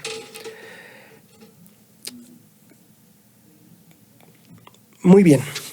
Te lo voy a dejar. Tú puedes leer más si quieres y utilizarlo para cuando alguien diga que no. Muy bien. Ahora, vamos a pasar, ya mi cebola saqué este guión. Ok, listo. Ahora, vamos a avanzar un poquito con algunas lecciones súper interesantes y para mí súper espirituales. Vamos a empezar a hablar, un poquito de relaciones familiares. Muchas veces en la iglesia hablamos de la familia es lo más importante, la familia debemos de cuidarla, pero muchas veces no hablamos del cómo cuidarla, cómo debemos hacer buenas familias, y vamos a ver, no es que exista una familia correcta, una familia incorrecta, una familia ganadora y otra perdedora. Hablo de qué cosas podemos hacer y cómo podemos hacerlas para fortalecer nuestros vínculos familiares. Muchas veces no hablamos de eso. Hablamos de la importancia de la familia, de la importancia de tener convenios con la familia o hacer convenios con la familia en el templo, pero a veces nos saltamos esta parte de, y en la práctica, ¿qué pasa cuando a veces empieza a haber problemas, etcétera? Hoy quiero hablar mucho de eso y de las lecciones espirituales que he tenido al aprender de eso, ¿vale? En el párrafo 6 de la Proclamación para la Familia dice lo siguiente: el esposo y la esposa tienen la solemne responsabilidad de amarse y cuidarse el uno al otro. La solemne responsabilidad de cuidarse y amarse el uno al otro. Quiero que pensemos un poquito en dos ideas interesantes. Primero te voy a contar una experiencia, después voy a pasar a otra idea. Te voy a contar, no una experiencia, dos experiencias. Dos cosas que he observado, como dice el elder L. Whitney Clayton, observe y aprende. Yo he observado y he aprendido de estas dos cuestiones. Fíjate que conocí una vez un matrimonio que, mira, y aquí voy a ser yo no estoy casado, quiero hacer ese disclaimer porque vamos a hablar de relaciones matrimoniales, que también aplica a relaciones familiares, no solo matrimoniales. Yo no estoy casado, yo entiendo que habrá cosas que yo no comprenderé porque no he tenido la experiencia. Tengo novia, eso tal vez sirva como un poquito de entrenamiento o experiencia al respecto de relaciones unilaterales. Pero lo que sucede aquí en esta experiencia que yo tuve, que siento que mucho de lo que se aprende observando. Una vez conocí un matrimonio que tuvo la confianza de contarme un poquito, y quiero hablarlo aquí, contarme un poquito de las complicaciones que de repente tenían. Y voy a contar de estos dos matrimonios, porque es muy interesante que se puede dar las dinámicas hacia los dos lados. Uno de estos matrimonios decía, la esposa se encontraba frustrada porque sentía que el esposo desatendía mucho sus deberes religiosos. Y entonces para ella decía, es que yo siempre ando insistiendo, le estoy diciendo, pero no quiere. Y aunque le digo, mira, él no quiere, como que se enoja, etcétera, etcétera, etcétera. Por el otro lado está la otra experiencia matrimonial en la que era el varón el que me explicaba que en su caso a veces sentía que su esposa se desanimaba con cuestiones deberes que ella tenía, que en este caso académicos, ¿no?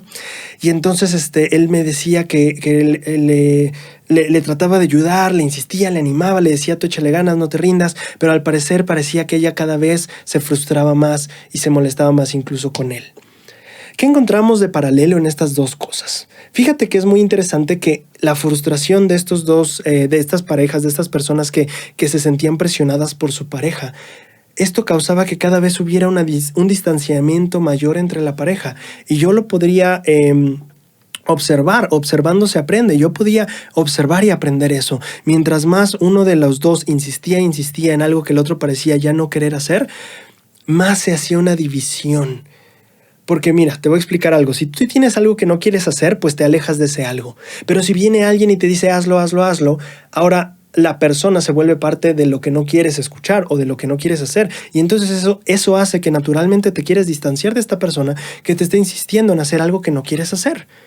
Porque de lo que no quieres hacer te alejas. Y si hay alguien que te está insistiendo a hacer algo que no quieres hacer, aunque sea muy cercana a ti la persona, naturalmente te vas a empezar a distanciar de ella porque quieres alejarte de esto que no quieres y esta persona te está trayendo a eso que no quieres. Entonces, naturalmente, te alejas de la persona. Y es cierto que la mente humana naturalmente dice, quiero... más bien, la mente humana regularmente reacciona negativamente a cuando siente una imposición, sea de lo que sea, aunque sea bueno o malo. Si siente una imposición, naturalmente la mente humana va a hacerse para atrás y va a decir, no, no es mío, me están obligando, gracias, con permiso.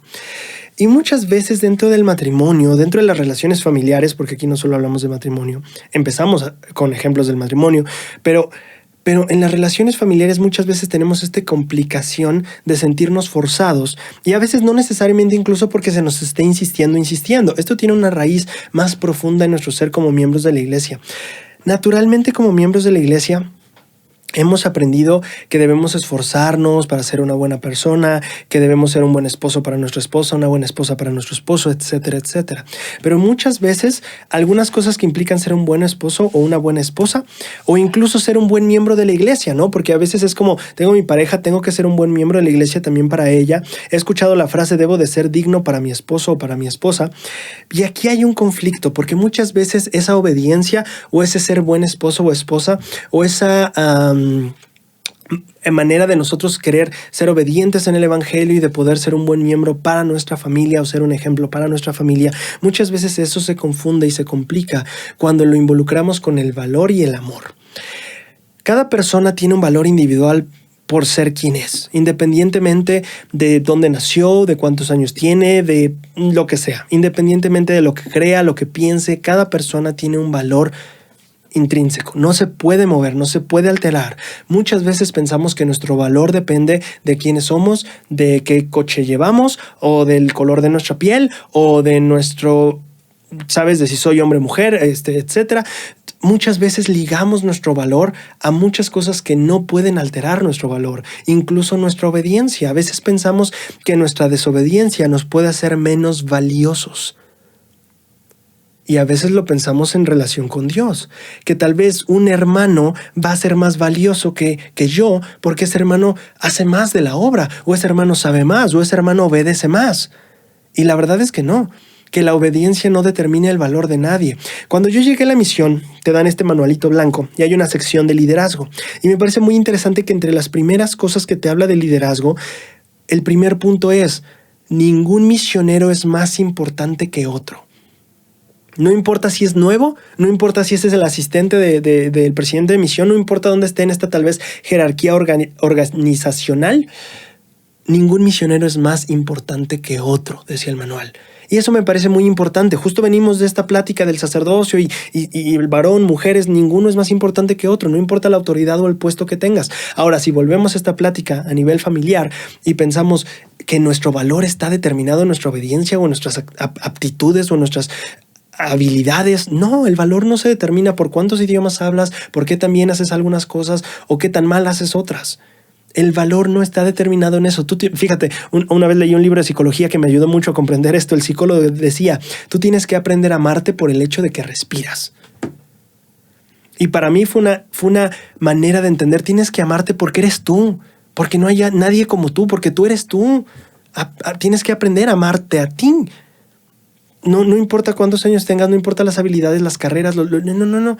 Ámate porque respiras. Y me encantó esa manera de pensar porque aprendes a amarte porque eres tú, porque vives, porque estás vivo, porque puedes experimentar, sentir, pensar, moverte. No sé, ¿sabes? Simplemente te amas porque estás vivo. Y ahí empieza, bueno, al menos en mí fue un cimiento muy grande de autoestima. ese consejo de ese libro. Y yo quiero que pienses mucho en eso. Muchas veces nuestras relaciones familiares se complican porque justamente tenemos este celo o esta incomodidad de pensar que si no soy lo suficientemente bueno, la otra persona no me va a querer. Y muchas veces viene este problema en el matrimonio cuando decimos es que quiero ser un buen joven para que me elija. Y digo, tiene sus bases buenas el pensamiento, pero tiene una trampa también. Porque ¿qué pasa entonces cuando ya estoy casado y de repente cometo errores? O de repente, ¿sabes qué? Todos tú cometemos errores, cometí uno, y entonces viene este pensamiento que incrustaste tú en tu mente de que tu esposa te iba a querer o tu esposo te iba a querer en base a que tomaras buenas decisiones. Y yo sé que esto empieza a sonar tal vez polémico porque debemos tomar buenas decisiones, pero no debemos pensar que nuestro valor está atado a si las tomamos o no. Dios no quiere más a un miembro de la iglesia que a un no miembro de la iglesia. Dios no ama más a un santo que a un pecador. Es más, dio a su Hijo por los pecadores, no por los santos. ¿Tiene sentido? Entonces, lo que nosotros estamos aprendiendo es que el amor no está relacionado con la dignidad de una persona. Y muchas veces las relaciones familiares se vuelven tan complejas dentro de la iglesia porque tenemos tal vez este sentimiento de que si no soy digno o si no logro ciertas expectativas, esta persona no me va a querer como esposo, como esposa, como potencial pareja. Pero ese pensamiento te va a causar la mayor ansiedad y problemas mentales de tu vida. Así que si lo tienes y estás sintiendo justo ahora que mientras yo digo, tú estás sintiendo hay algo incómodo dentro que dice yo pienso así, bórralo ahora.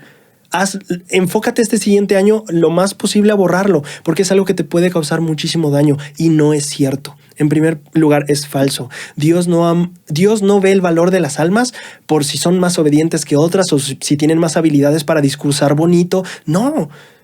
Dios no mide así. Nunca, por favor, pienses que tú deberías de medirte así. Nunca, nunca, nunca. Y lo que pasa y se complica, y perdón que me desvíe por la tangente, lo que pasa a veces en nuestras relaciones familiares también que se vuelven complejas dentro de la iglesia es que a veces sentimos eso. Y a veces no sabemos que nuestra pareja, nuestro hermano, nuestro amigo está sintiendo eso. Y no sabes cuán grande es el alivio cuando alguien escucha esas palabras de su esposo, de su esposa, de su hijo, de su papá, diciéndole, yo no te amo por estas decisiones que tomes o no. Tu valor para mí y el amor que yo te tengo no depende de tu obediencia o no. Muchas veces he encontrado a hijos de padres de miembros de la iglesia que son bastante fieles, pero en su fidelidad y en su manera de vivir algo estricto, el hijo ha interpretado dentro de sí que si no es obediente, que si no vive con dignidad, para sus papás no vale. Y tal vez no te lo van a decir, pero si llegas a conocerlos lo suficiente, llegas a percibir que eso es lo que sienten. Y a veces en los matrimonios se percibe lo mismo y se respira el mismo aire. Y es un aire muy dañino.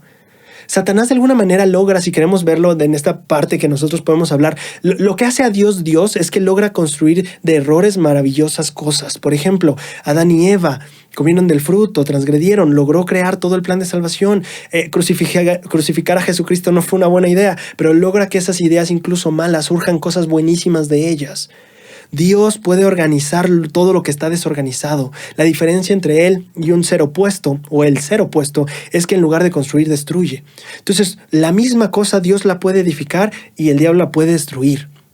Entonces, dentro de nuestras enseñanzas tenemos que tener cuidado de que no logre tener el enfoque de que nos destruya. El amor y el valor no están ligados a la dignidad. Dios ama, independientemente de la dignidad, la habilidad, la nacionalidad o la obediencia que un hijo le dé.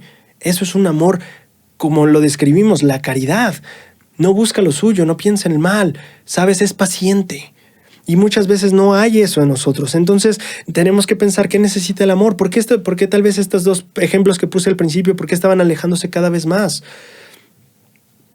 Uno, porque a veces yo siento...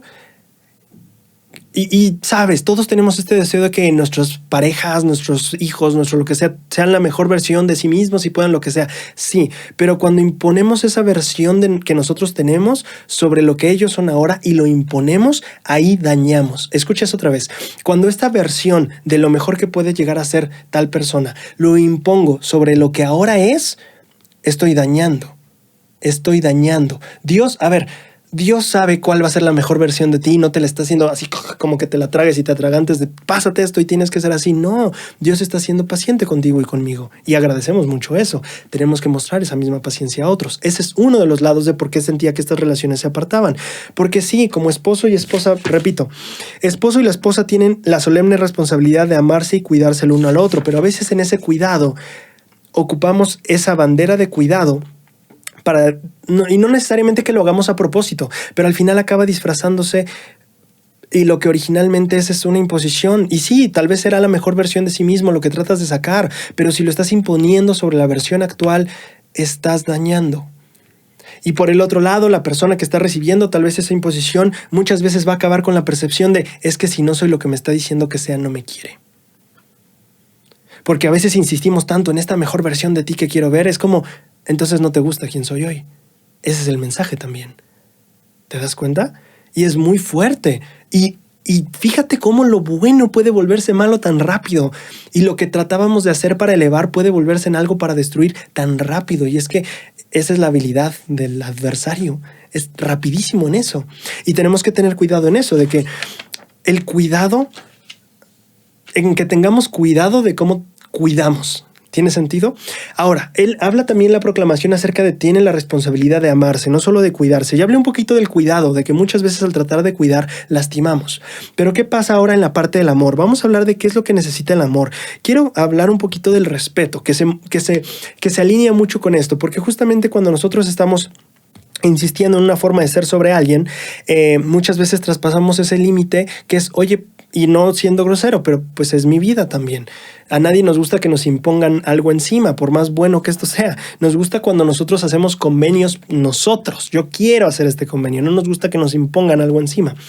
Voy a traerles, y miren, es que las relaciones familiares es algo que me fascina como tema, y les traje algunos discursos o mensajes de Liahona que lo voy a dejar en la página con los materiales. Van a ser el material 31, 32 y 33. Estos materiales son increíbles, no puedo enfatizarlo lo suficiente. Yo nunca te he dicho que tienes que hacer algo por este canal. Hoy te voy a decir, tienes que imprimir y leer estos 3 artículos, van a cambiar tu vida familiar, lo van a hacer, por favor, imprímelos y léelos. Si no tienes tiempo de ver el resto del video o leer estos, lee esto, imprímete esto, deja el video de lado, no veas el resto del video y ve estos artículos, por favor. No lo puedo enfatizar lo suficiente, lee estos 3 artículos, ¿vale? Vamos a empezar leyendo el primero, que es de la Liahona de febrero del 2014. Este discurso o este mensaje o este artículo se llama Hablen, escuchen y amen, y habla de 3 maneras en las que nosotros aprendemos a respetar, a amar y a tener una relación más unida. En este caso está hablando en relaciones de pareja, pero la verdad aplica a todas las relaciones familiares que tenemos. Y aquí viene la lección.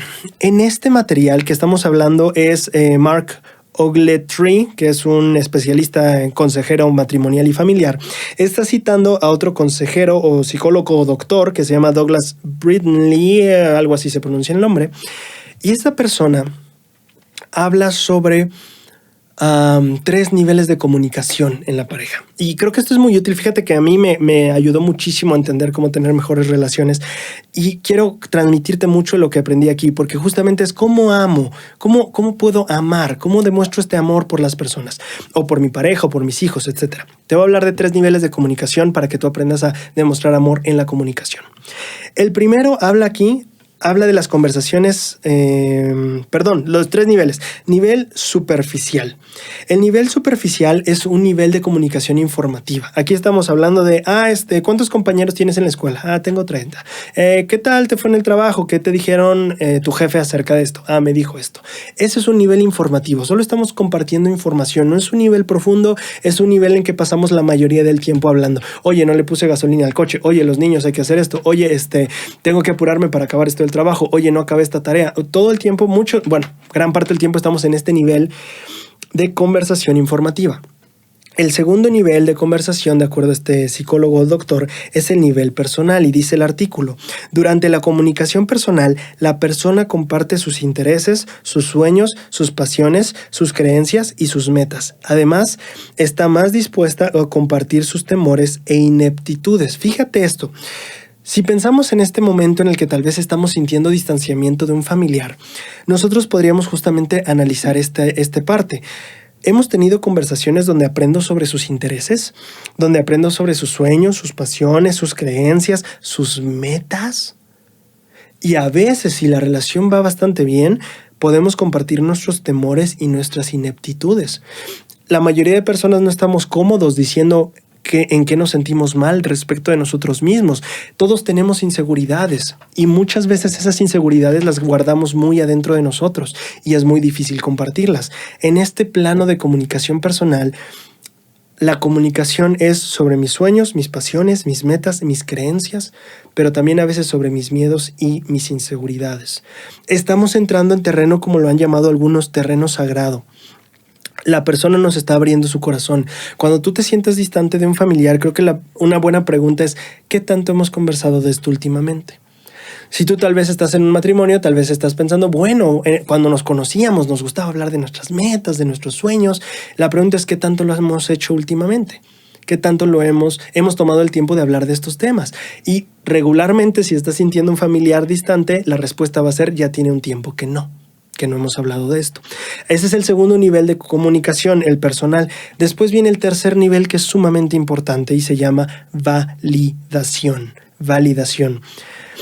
Tanto el esposo como la esposa tienen la solemne responsabilidad de brindarse cuidado y consuelo el uno al otro.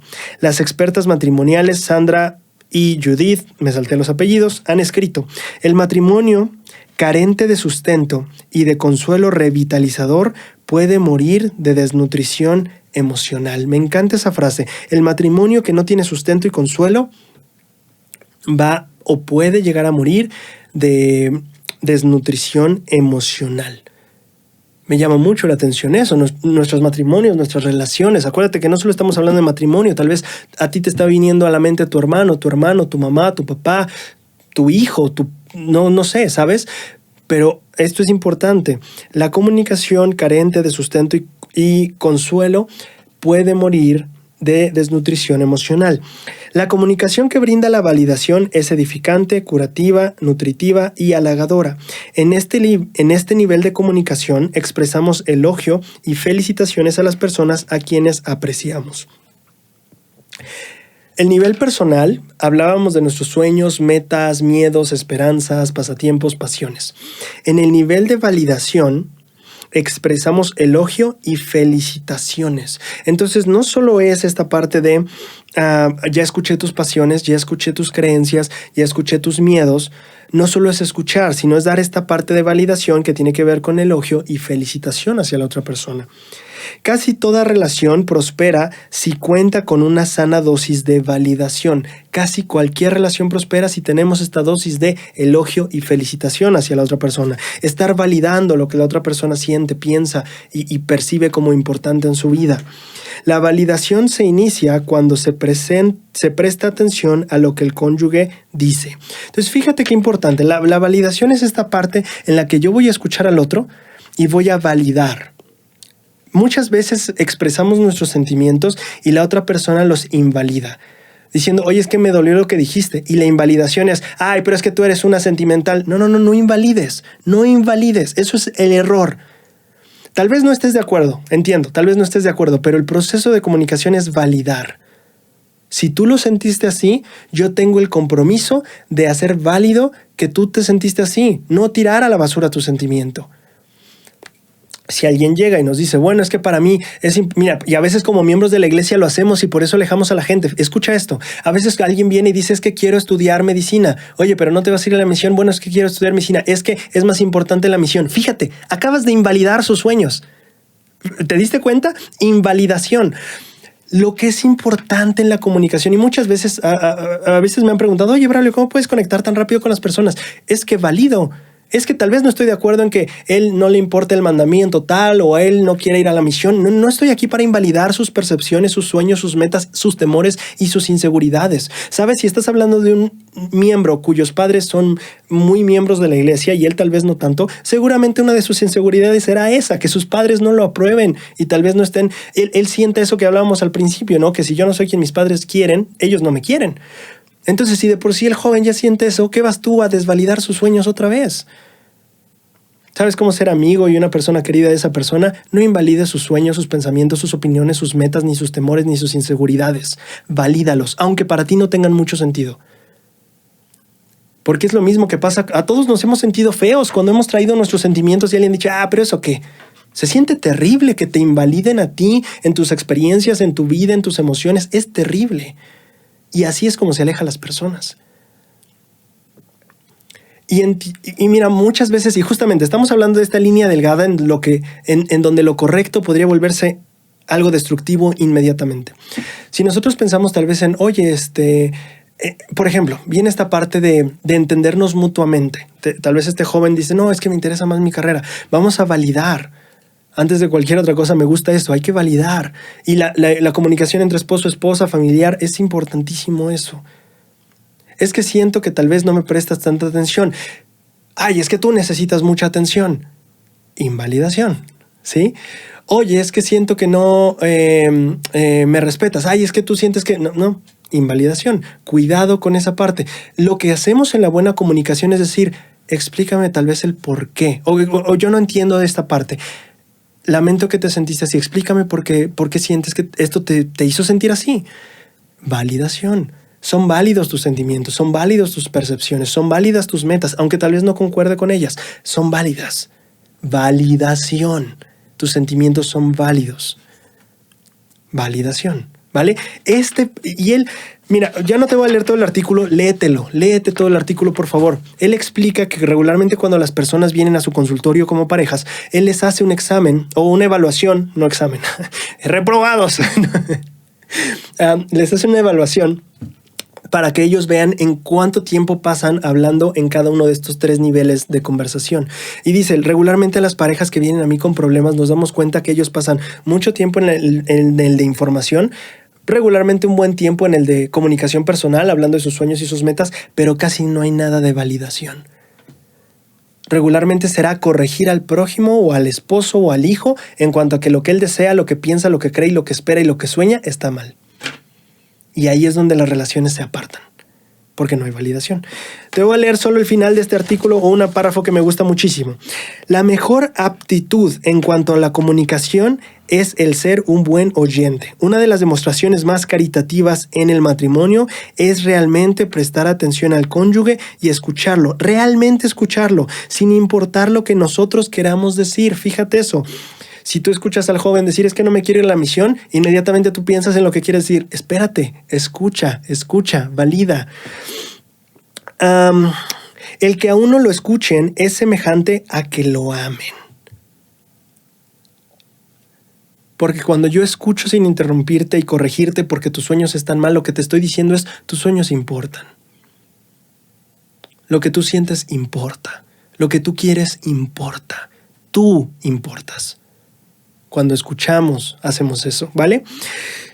De hecho, el que se nos escuche es una de las formas más sublimes de respeto y validación. Hablábamos justamente hace rato, tenemos que cuidar de la gente, tenemos la solemne responsabilidad de cuidarnos esposo y esposa, hijos e hijas, papás a hijos. Pero hay límites que hay que respetar acerca de... más bien, tenemos que tener cuidado de no sobreimponer, eso era lo que quería decir. Y una de las maneras más sublimes de mostrar ese respeto a la vida del otro y una manera muy buena de validar es escuchar. Al escuchar comunicamos a nuestro cónyuge, me importas, te amo y lo que tienes que decir es importante. En el matrimonio, la meta de escuchar no debe ser con el fin de adquirir información, sino para entender. Fíjate qué interesante lección aquí.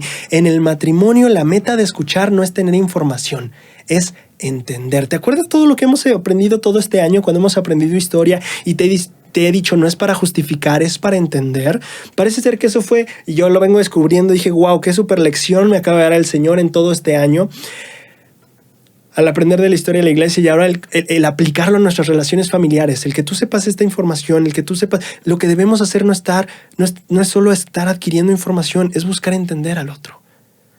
Tal vez no justificarlo, pero sí entenderlo. Fíjate esta diferencia que creo que el Señor, por lo menos a mí, me ha enseñado más a hacer durante este año.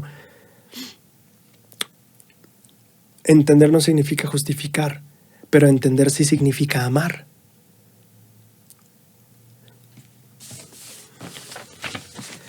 Léete todo el artículo, por favor, descárgatelo. Ok, si avanzamos un poquito más, a ver si encuentro mi guión, porque ya no sé dónde lo dejé. Acá está el guión. Ok, si nosotros avanzamos un poquito más, ya aprendimos un poquito que nosotros tenemos que, decía la proclamación de la familia, tenemos que la solemne responsabilidad de amar y cuidar. Amar significa también escuchar, significa entender, significa validar al otro. Tenemos también la parte de respetar en ese aspecto, ¿no? Muchas veces queremos que el otro sea la mejor versión de sí mismo, sí, totalmente, pero si pones eso siempre sobre la versión que hoy es, el mensaje es, tu versión no es tan buena hoy. Y sabes, ese es un mensaje terrible, nunca se lo des a nadie. Bien, ahora avanzamos un poquito más al párrafo 7, que me gusta mucho de la proclamación. Estamos hablando sobre la familia. Quiero hablar un poquito sobre lo que significa familia. Muchas veces en la iglesia entendemos familia por mamá, papá e hijos. Sí, más o menos, pues sí, también eso es familia. Quiero que leamos la definición de familia de la Guía de Estudio de las Escrituras, ¿vale? En las Escrituras, el término familia se refiere al marido, la mujer y los hijos, y a veces a otros familiares que viven en la misma casa o bajo la dirección de del cabeza de familia. Fíjate que aquí es muy interesante que dice en las Escrituras. El término se refiere a esto. En las Escrituras, dice el párrafo. Ahora, el siguiente párrafo dice, una familia también puede componerse de uno solo de los padres y sus hijos, de marido y mujer sin hijos, o incluso de una persona que viva sola. Fíjate qué interesante. Sí es cierto, en las Escrituras la familia se refiere a papá, esposa, mamá, hijos, etc. Pero una familia también puede ser yo con mis hijos. Yo papá con mis hijos, o yo mamá con mis hijas. Una familia también puede ser yo y mi esposa, o yo y mi esposo. Eso es una familia. Una familia no está incompleta si no tiene a un papá o una mamá. Una familia no está incompleta si no tiene hijos. Ahora, no estoy diciendo que no deberíamos aspirar a... Sí, claro, aspiramos a todo lo bello, virtuoso, digno de alabación, etc. Pero nunca pienses, si tu familia está en esta situación donde tal vez no está tu esposo, no está tu esposa, o tal vez no tienen hijos, jamás pienses que tu familia está incompleta. Tu familia ya es esa familia. Nunca pienses que tu familia está incompleta. Tu familia puede ser tú y tu esposo, tú y tu esposa. Tu familia puede ser tú y tus hijos. Tu familia puede ser tú y tu papá, o tú y tu mamá. Tu familia puede ser solo tú. Aquí dice, o incluso de una persona que viva sola. Así que cuando den discursos de la familia, nunca pienses que tu familia está incompleta. No lo está. Incluso si vives solo, no estás incompleto, ¿vale? Nunca pienses que tu familia está incompleta, rota o simplemente que no es la familia ideal. No existen esas cosas, por cierto. Tu familia no está incompleta. Si nosotros, quería dar ese como preámbulo. Ahora sí, el párrafo 7. A ver, el párrafo 7 dice aquí, y vamos a aprender un poquito de algunas cuestiones que siento que hoy en día nos llegan a romper el corazón a nivel familiar, y vamos a hablar un poquito de ello. Siento que todos hemos tenido una ruptura de corazón de vez en cuando en cuanto a familias, y quiero hablar un poquito de las que yo he visto a veces o que más me preocupan tal vez en la iglesia, y que me puse a preguntar, a investigar y leer en esta semana. En el párrafo 7 dice, la felicidad en la familia tiene mayor probabilidad de lograrse cuando se basa en las enseñanzas del Señor Jesucristo. ¿Vale? Aquí quiero aclarar algo. Aquí dice, tienen mayores probabilidades. Estamos hablando de probabilidad. Esto no es un seguro de vida. Esto no es un seguro que te diga 100% garantizado. Ya está. No. La familia tiene mayor probabilidad. No un 100% de probabilidad, pero sí mayor probabilidad. Claro, no desechamos, decimos, pues no importa el evangelio, entonces lo desechamos. No, tampoco es que lo desechemos. Sí nos da una mayor probabilidad, pero ojo ahí, probabilidad. Porque muchas veces podrías tú frustrarte, decir, pero es que estamos viviendo y estamos esforzando y ¿por qué no? Bueno, es que es probabilidad. Eso no quita las pruebas, eso no quita los problemas económicos, hablamos de probabilidad. El siguiente párrafo dice, Los matrimonios y las familias que logran tener éxito se establecen y se mantienen sobre los principios de la fe, la oración, el arrepentimiento, el perdón, el respeto, el amor, que ya hablamos del amor y el respeto, la compasión, el trabajo y las actividades recreativas edificantes. ¿Qué me llama la atención aquí? La parte que dice las familias que logran tener éxito. Quiero que aquí planteemos una pregunta, porque lamentablemente aquí la proclamación, sí lo voy a decir así, lamentablemente aquí la proclamación nos dice cuáles son los cimientos donde las familias que logran tener éxito se establecen, pero no nos dice qué es una familia de éxito. Claro, para tú poder entender para qué quiero ese éxito, primero pues dime qué significa ese éxito. Y quiero que tú pienses en esta semana eso. ¿Qué significa tener éxito familiar? ¿Qué es el éxito familiar? ¿Qué es una familia de éxito? Porque de eso va a depender todo lo demás. Si ni siquiera sabes qué meta quieres, ¿para qué estás construyendo el cimiento? ¿Tiene sentido? Si no sabes qué edificio vas a construir, ¿cómo puedes construir el cimiento? Pregúntate, ¿qué es una familia de éxito para ti? ¿Vale? O ¿sabes qué? Yo cambiaría esa frase. ¿Qué es tener éxito en la familia? No me gusta la frase familias de éxito. Suena como, no sé, me suena raro. Pero bueno, ahora, quiero que hablemos un poquito acerca de algunas cosas importantes, ¿vale? Los matrimonios y las familias que logran tener éxito se establecen sobre los principios de tal. Quiero que hablemos un poquito de algunas familias que tal vez sea tu caso, tal vez no. Pero quiero hablar, ¿qué pasa cuando en la familia no todos vamos a vivir esos principios? Claro, porque dice las familias que tienen éxito, oración, arrepentimiento, fe. ¿Qué pasa si en mi familia hay alguien que no quiere tener fe? ¿Qué pasa si en mi familia hay alguien que no quiere orar? ¿Estamos destruyendo el fundamento para el éxito de nuestra familia? Es una pregunta muy importante y yo rotundamente quiero responder no. Y quiero que veamos el por qué y lo vamos a aprender justamente en los discursos que traigo aquí. Vamos a hablar de qué pasa cuando no todos en mi casa, no todos en mi familia. Tal vez te ha pasado con un hijo, con un nieto, con un hermano, con un papá, con un esposo, con una esposa. Tal vez te ha pasado. O tal vez, si no te ha pasado, tal vez has visto una familia, tal vez la persona que ministras, tal vez en tu barrio. Pero sé que todos de alguna manera estamos vinculados a esta parte de qué pasa cuando en la familia hay alguien que no quiere tener fe, que no le gusta, o no quiere, siendo miembro o no siendo miembro. ¿Qué pasa cuando esa persona no se establece o no, como familia completa, no logramos entonces establecernos sobre ese principio de fe y oración? Para esto voy a leerte un mensaje que, repito, tienes que leer, no hay opción, tienes que leer, o sea, de verdad tienes que leerlos, de verdad, lee estos discursos. Liaona de abril del 2021. El mensaje se llama ¿Cómo cambió mi corazón cuando mi hermano abandonó la iglesia? Este título lo leemos y hicimos wow, híjole, no sé qué pensar, pero este artículo va a estar muy interesante y fuerte y poderoso y no sé, ¿sabes? El título es impactante de entrada, ¿no?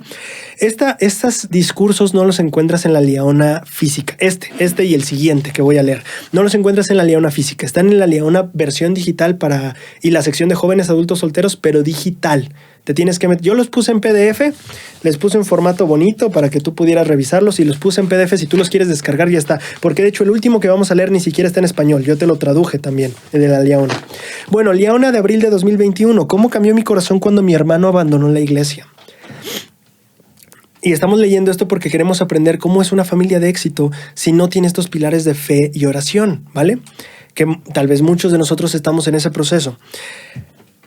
Al crecer, y la autora se llama Anja, dice, al crecer creía en el Evangelio de Jesucristo con todo mi corazón y hacía todo lo que podía para vivir rectamente. Yo quería y esperaba que mi familia viviera con rectitud también. El conocimiento del Evangelio me brindó más gozo que cualquier otra cosa en la vida, en especial al saber que podría estar con toda mi familia por la eternidad. Así que pueden imaginar lo confusa y dolida que debí sentirme cuando mi hermano mayor empezó a distanciarse cada vez más del Evangelio. También de mi familia, e incluso se distanció de mí. Finalmente, abandonó la iglesia por completo. Durante algún tiempo sentía como si mi mundo hubiera estallado. Tenía tantas preguntas. ¿Cómo podía haberse apartado mi hermano de la iglesia? ¿Cómo podría ser que no quisiera todas las bendiciones que brinda el vivir el Evangelio? ¿Acaso no quería estar con nuestra familia para siempre? Al principio estaba enojada con él. Cuando oía a mis amigas hablar sobre cómo sus hermanos mayores las protegían y lo unida que estaban sus familias, yo me sentía abatida por el hecho de que mi hermano y yo no hubiéramos hablado durante tanto tiempo. Mi sueño de estar junto a toda mi familia en el cielo parecía desvanecerse. A menudo veía a las familias aparentemente perfectas, lo pone con comillas, veía a las familias así en la iglesia y sentía que mi familia estaba haciendo algo mal.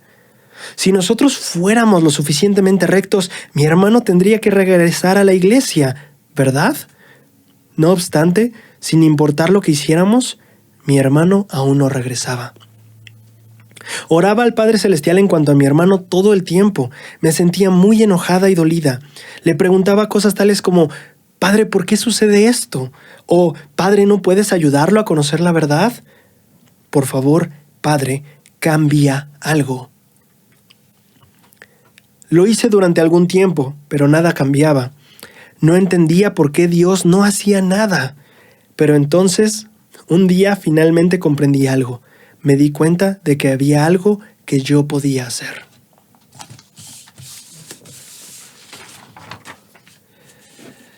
Las cosas empezaron a cambiar cuando le mostré a mi hermano el amor que le tengo, en vez de tratar de cambiarlo. Voy a hacer una pausa aquí.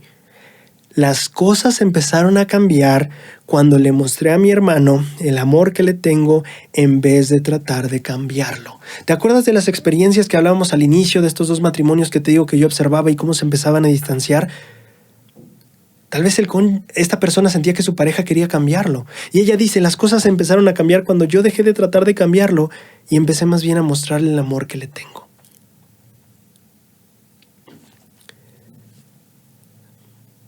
Todo lo que hemos aprendido sobre validar es importantísimo. Cuando nosotros desacreditamos los sueños, los sentimientos, incluso tal vez la persona que dice, ¿sabes qué? Es que no quiero ir a la iglesia. Y inmediatamente decimos, es que debe superar esa flojera, que no sé qué. No invalides su flojera, incluso la flojera. Entiende. Entiendo, estás cansado. ¿Ves la diferencia que hay en eso? Comencé a orar por él, motivada por el amor en lugar del enojo. ¡Qué increíble! Ya no estoy molesto con Roberto porque no vive el evangelio, ya no estoy enojado con mi hija, con mi papá, con mi pareja porque no vive el evangelio. No, estoy orando por él, no desde mi enojo, sino desde mi amor. Pude ver que su corazón comenzaba a ablandarse, no necesariamente hacia el evangelio, sino hacia mi familia y hacia mí. ¿Recuerdas que te dije ese ejemplo del vaso? Que si es esto algo que yo no quiero y tú me estás diciendo que lo quiera, que lo agarre, naturalmente me voy a alejar de ti porque me estás llevando a eso que yo no quiero ahorita. Entonces él dice, no empezó a amar más el evangelio, pero sí empezó a abrirse más con nosotros. Porque ¿qué hizo también ella? Dice, empecé a dejar de empujarlo hacia el vaso y empecé a quererlo. Y ahí nos damos cuenta que muchas veces nosotros somos los mismos que los estamos alejando. Pude ver que su corazón cambiaba hacia mi familia y hacia mí, y me di cuenta de que mi corazón también tenía que ablandarse en cuanto a él. Fíjate qué interesante, mi corazón, porque a veces tenemos un corazón endurecido por rectitud y arrogancia. A veces en nuestra rectitud crecemos en arrogancia porque él no está viviendo como debería, porque él no está viviendo como yo le estoy pidiendo que viva, porque etcétera, etcétera. Ella dice, tuve que ablandar mi corazón hacia mi hermano que no estaba o se había alejado ya de la iglesia. Empecé a ver su bondad de nuevo y comencé a aceptar y respetar sus decisiones a pesar de que fueran diferentes a las mías. ¿Te acuerdas de esto de validación? No quiero ir a la iglesia. Ay, es que tú te quieres ir a pecar. No invalides. Valida.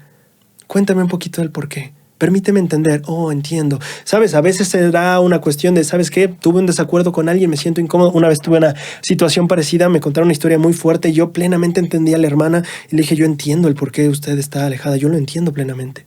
Yo lo entiendo. Yo no sé, tal vez actuaría igual que usted. Es una situación muy trágica que no voy a comentar ahorita. Pero muchas veces hay cosas que nosotros vamos a tener que validar y escuchar. Empecé a ver su bondad de nuevo y aceptar y respetar sus decisiones, aunque fueran diferentes a las mías.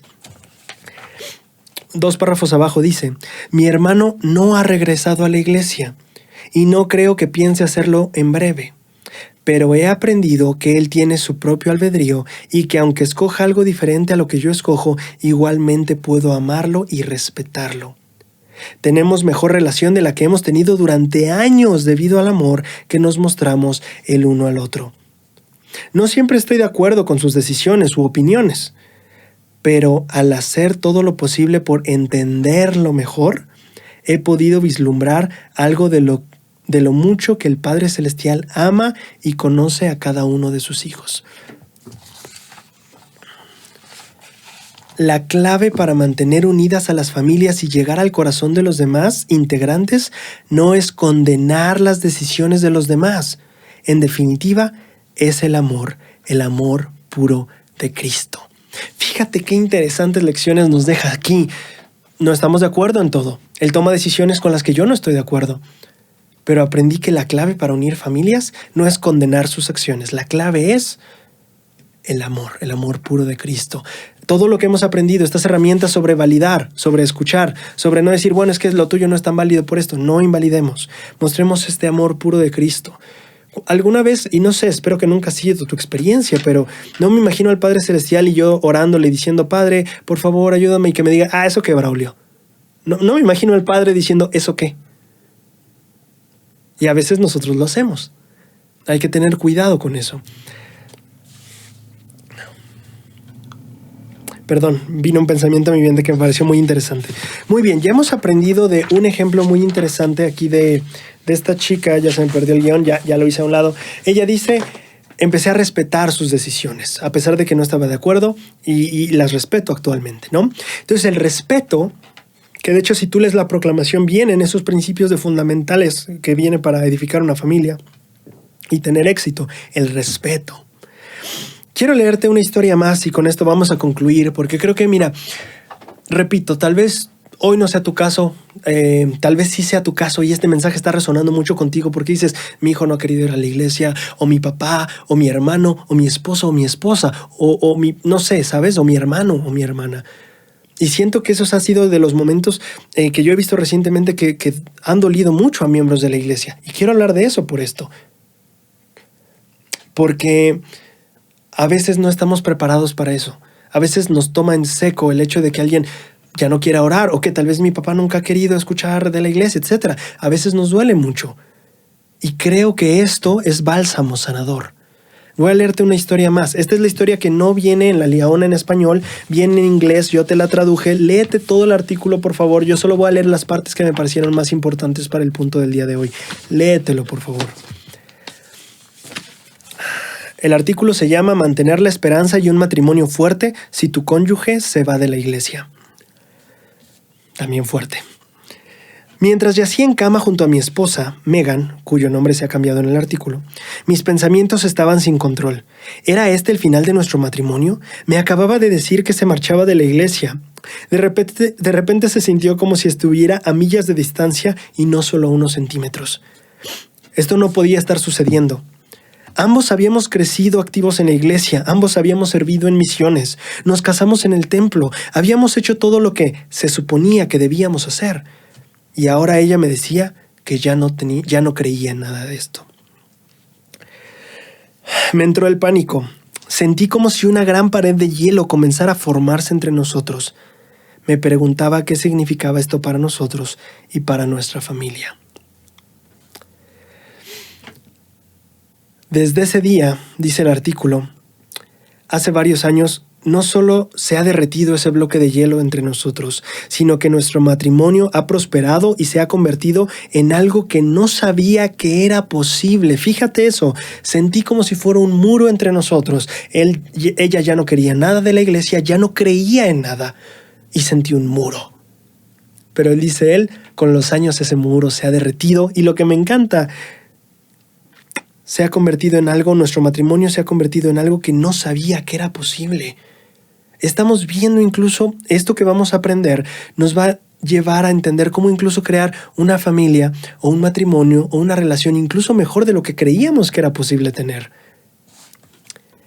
He aprendido mucho sobre mí y mis relaciones con Dios, con mi Salvador y con mi esposa.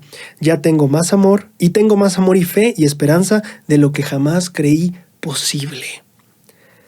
Para aquellos que puedan sentirse que se encuentran en una situación similar, aparentemente sin esperanza, quiero compartir 3 lecciones que me han llevado a este lugar de paz. Entonces, por favor, si sientes que tu familia ahora está así, disfuncional en un lado a otro, aquí en este artículo, léelo, por favor. 3 consejos de cómo él logró que esta situación de dolor se volviera una situación de paz. Yo solo voy a leer una parte de la lección 1, voy a leer toda la lección 2 y de la lección 3 no voy a leer nada, solo vamos a leer la conclusión. Primera cuestión, buscar oportunidades para conectar. En lugar de ver las creencias diferentes como un problema que ponía fin a nuestro matrimonio, ten en cuenta que tu pareja está compartiendo contigo sentimientos que son difíciles no solo para ti, sino también para él o para ella. Escucha esto. Cuando alguien nos dice, o sea, este ejemplo, por ejemplo, la flojera, oye, ya no quiero ir a la iglesia, me da flojera.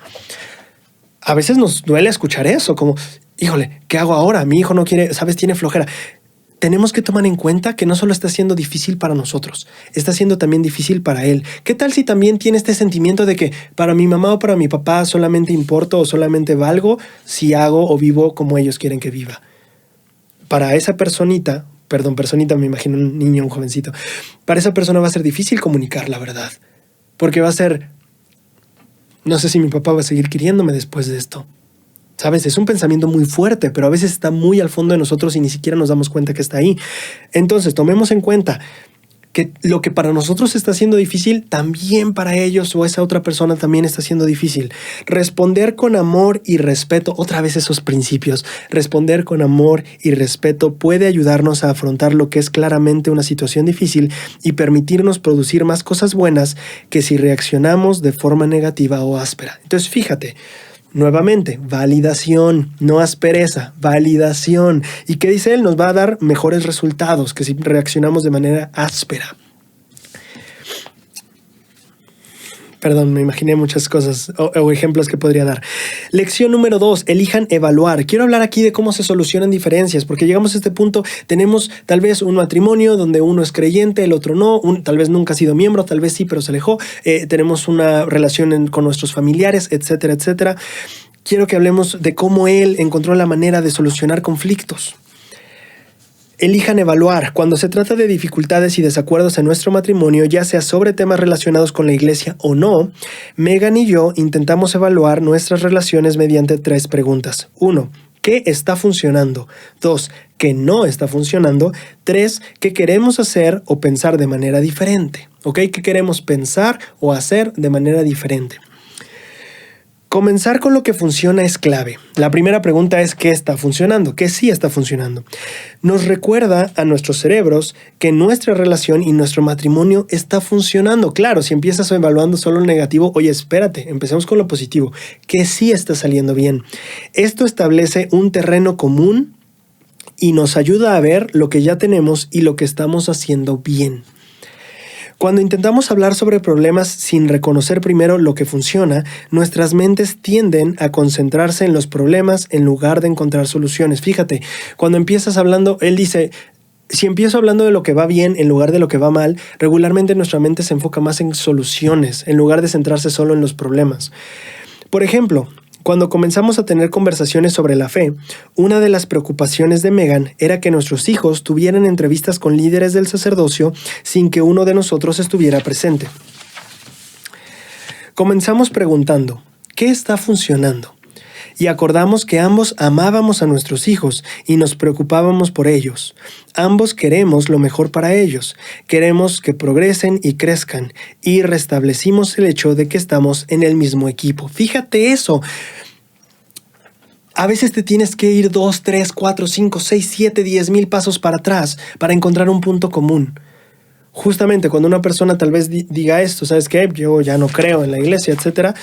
¿Dónde están nuestros puntos en comunes? Yo tengo un problema con él. Vamos a nuestros puntos comunes. Estamos teniendo un conflicto tú y yo. Vamos a los puntos en comunes. Vamos a ver que sí tenemos juntos la misma visión y a partir de ahí vamos a construir. Volvemos a ser un equipo, un mismo equipo, dice él. Luego nos enfocamos en qué es lo que no funciona. Por ejemplo, Megan no se sentía cómoda con algunas de las preguntas que les harían a nuestros hijos adolescentes en las entrevistas con el obispo sin nosotros ahí presentes. Eso nos llevó a preguntarnos, Ok, ya viste, ya establecieron que si funciona es que los dos queremos a nuestros hijos y queremos lo mejor para ellos. Ok, ¿qué es lo que no funciona? El problema es que yo no me siento cómoda con esas entrevistas o esas preguntas. Después viene la pregunta 3. ¿Qué queremos hacer o pensar de manera diferente? Megan y yo nos sentamos y discutimos un plan. Acordamos que uno de nosotros estaría presente con nuestros hijos si tenían entrevistas con miembros del obispado. Hablamos con nuestro obispo sobre el tema y él nos apoyó. Él nos hizo saber que tenía todo nuestro crecimiento y bienestar en su mente. Cuando nos esforzamos por ser pacientes y humildes mientras resolvemos nuestras diferencias, nuestras mentes están abiertas a la comprensión, al compromiso y a las pláticas difíciles, a las discusiones que serán útiles. Entonces, ¿qué es lo que pasa aquí? Paciencia y humildad, como dice él aquí en el artículo. Yo quiero mencionar, solamente enfatizar esto. El ejemplo que él nos pone aquí en el artículo en La Liaona dice, ella no que tal vez el problema empezó, oye, no quiero que nuestros hijos tengan entrevistas de dignidad con el obispo. Tal vez así empezó el problema y tuvieron que ir desmenuzando, validando mutuamente, ok, ¿qué sientes tú? ¿Qué entiendes? Ok, entiendo por qué te sientes así. No diciendo, ay, pero es que es así la iglesia. No, vamos a hablar, entender, amar, ¿vale? Acuérdate, hay una frase que me encanta mucho, escuchar, entender, amar, están unidas. Esa es la idea que me gusta muchísimo. Si tú escuchas a una persona, la entiendes mejor. Si la entiendes mejor, la amas más. Y si la amas más, la escuchas más. Y fíjate cómo esto es un ciclo virtuoso de amor, entendimiento y comunicación. ¿Vale? Quiero acabar leyendo esta partecita. Cuando Megan y yo comenzamos por este camino de creencias diferentes, pensé que este desafío sería algo que simplemente tendría que tolerar. Recuerdo que una noche, después de una discusión particularmente tumultuosa, estaba acostado en la cama con lágrimas en los ojos.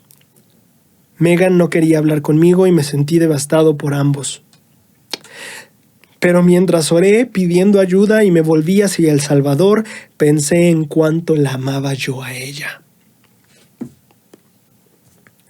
Sentí una oleada de amor y gratitud y entonces le dije, Megan, yo quiero estar casado contigo. Te amo y te elijo. Pero si quieres irte, yo lo entiendo. Me rompe el corazón, pero lo entendería.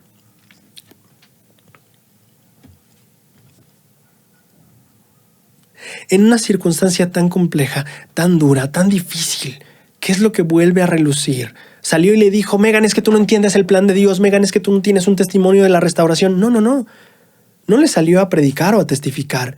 ¿Qué le dijo? Te amo. Y si te vas, te voy a extrañar.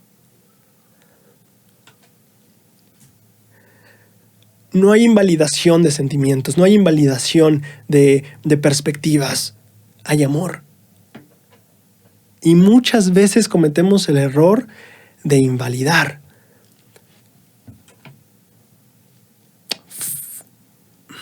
Muchas veces es este flujo de amor puro que no nos dejamos expresar hacia las personas, el que justamente acaba alejándonos de ellas.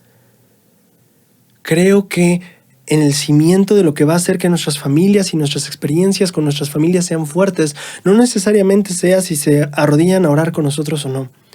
No necesariamente si comparten la misma fe que nosotros. Es parte y podría ser, y si es, qué bueno, y felicidades, y genial. Pero no en todos los lugares y en todos los momentos va a ser así. ¿Qué es lo que va a mantener un cimiento sólido para que nosotros estemos unidos? El amor. El amor que nos tenemos mutuamente. Y quiero que pienses en esto. Nosotros decimos debemos edificar nuestro hogar en Cristo, ¿cierto? ¿Has pensado en la relación que Cristo tiene con la caridad? La caridad se define como el amor puro de Cristo. Es decir, sin Cristo tal vez ni siquiera podríamos definir la caridad. La caridad y Cristo están, ¿sabes?, muy unidos. Y entonces cuando yo oigo edifica tu hogar en Cristo, también escucho edifica tu hogar en caridad. Sobre la caridad, sobre el principio del amor puro.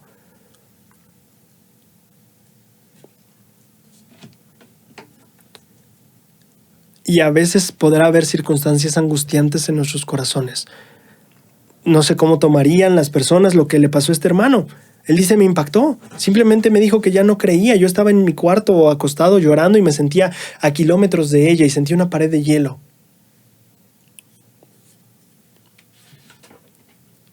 Y después de una discusión, ella tal vez planeaba irse y tal vez era el fin de todo. Y en ese momento que todo se veía perdido, el cimiento que rescata esto, o el cimiento que se edifica o que se pone aquí, fue el amor. Megan, quiero estar casado contigo. Papá, me gusta que seas mi papá. Hijo, amo que seas mi hijo. Hermano, me encanta que seas mi hermano. Esposo, esposa, quiero estar casado contigo. Yo te amo y te elijo.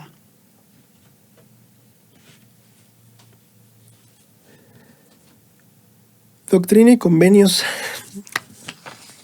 121 habla sobre reprender con severidad cuando el Espíritu lo indique. Sin embargo, dice, entonces demostrando mayor amor hacia el que has reprendido, no sea que te consideres su enemigo, para que sepa que tu fidelidad es más fuerte que todos los lazos de la muerte. Quiero hablar de esto. Doctrina y Convenios dice, y después de reprenderlo con severidad, insiste hasta que te obedezca.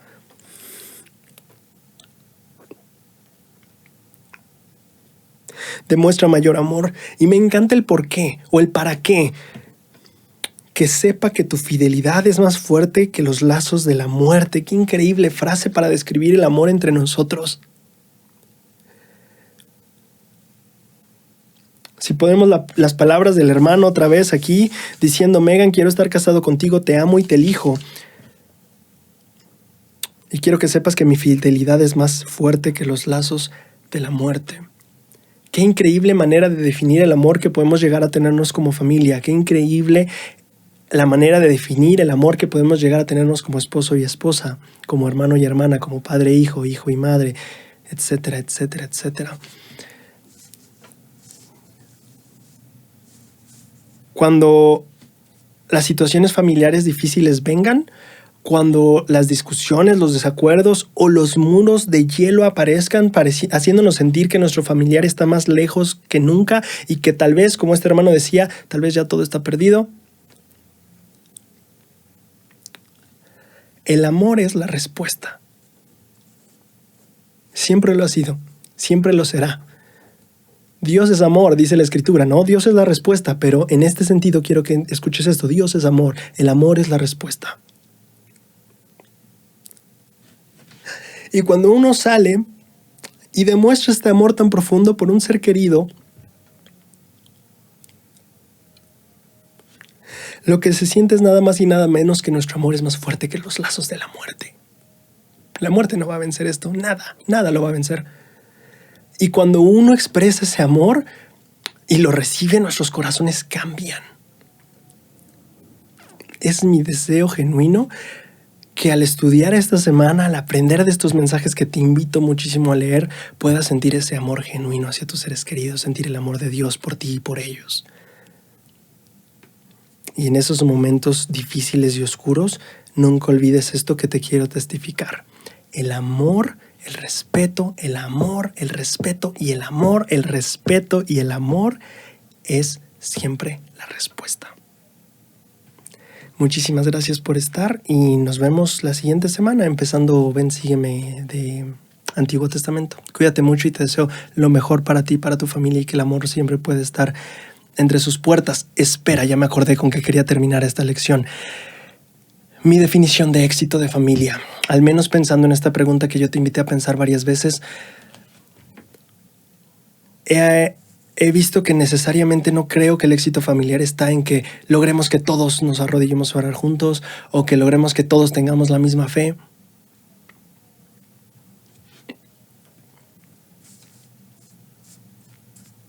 He aprendido que el éxito en la familia es que el amor se sienta en nuestros corazones. Sientes ese amor profundo por tu familia siente ese amor por ti, y a veces tal vez ellos no lo sientan por ti, pero tú lo sientes ese amor, Para mí eso es el éxito en la familia y quiero dejarte con ese pensamiento. En esta semana de preguntarme qué es el éxito en la familia, mi respuesta en el corazón después de estudiar todo esto para mí es el amor. Y te deseo, si el amor es el éxito de la familia, te deseo el mayor éxito en tu familia.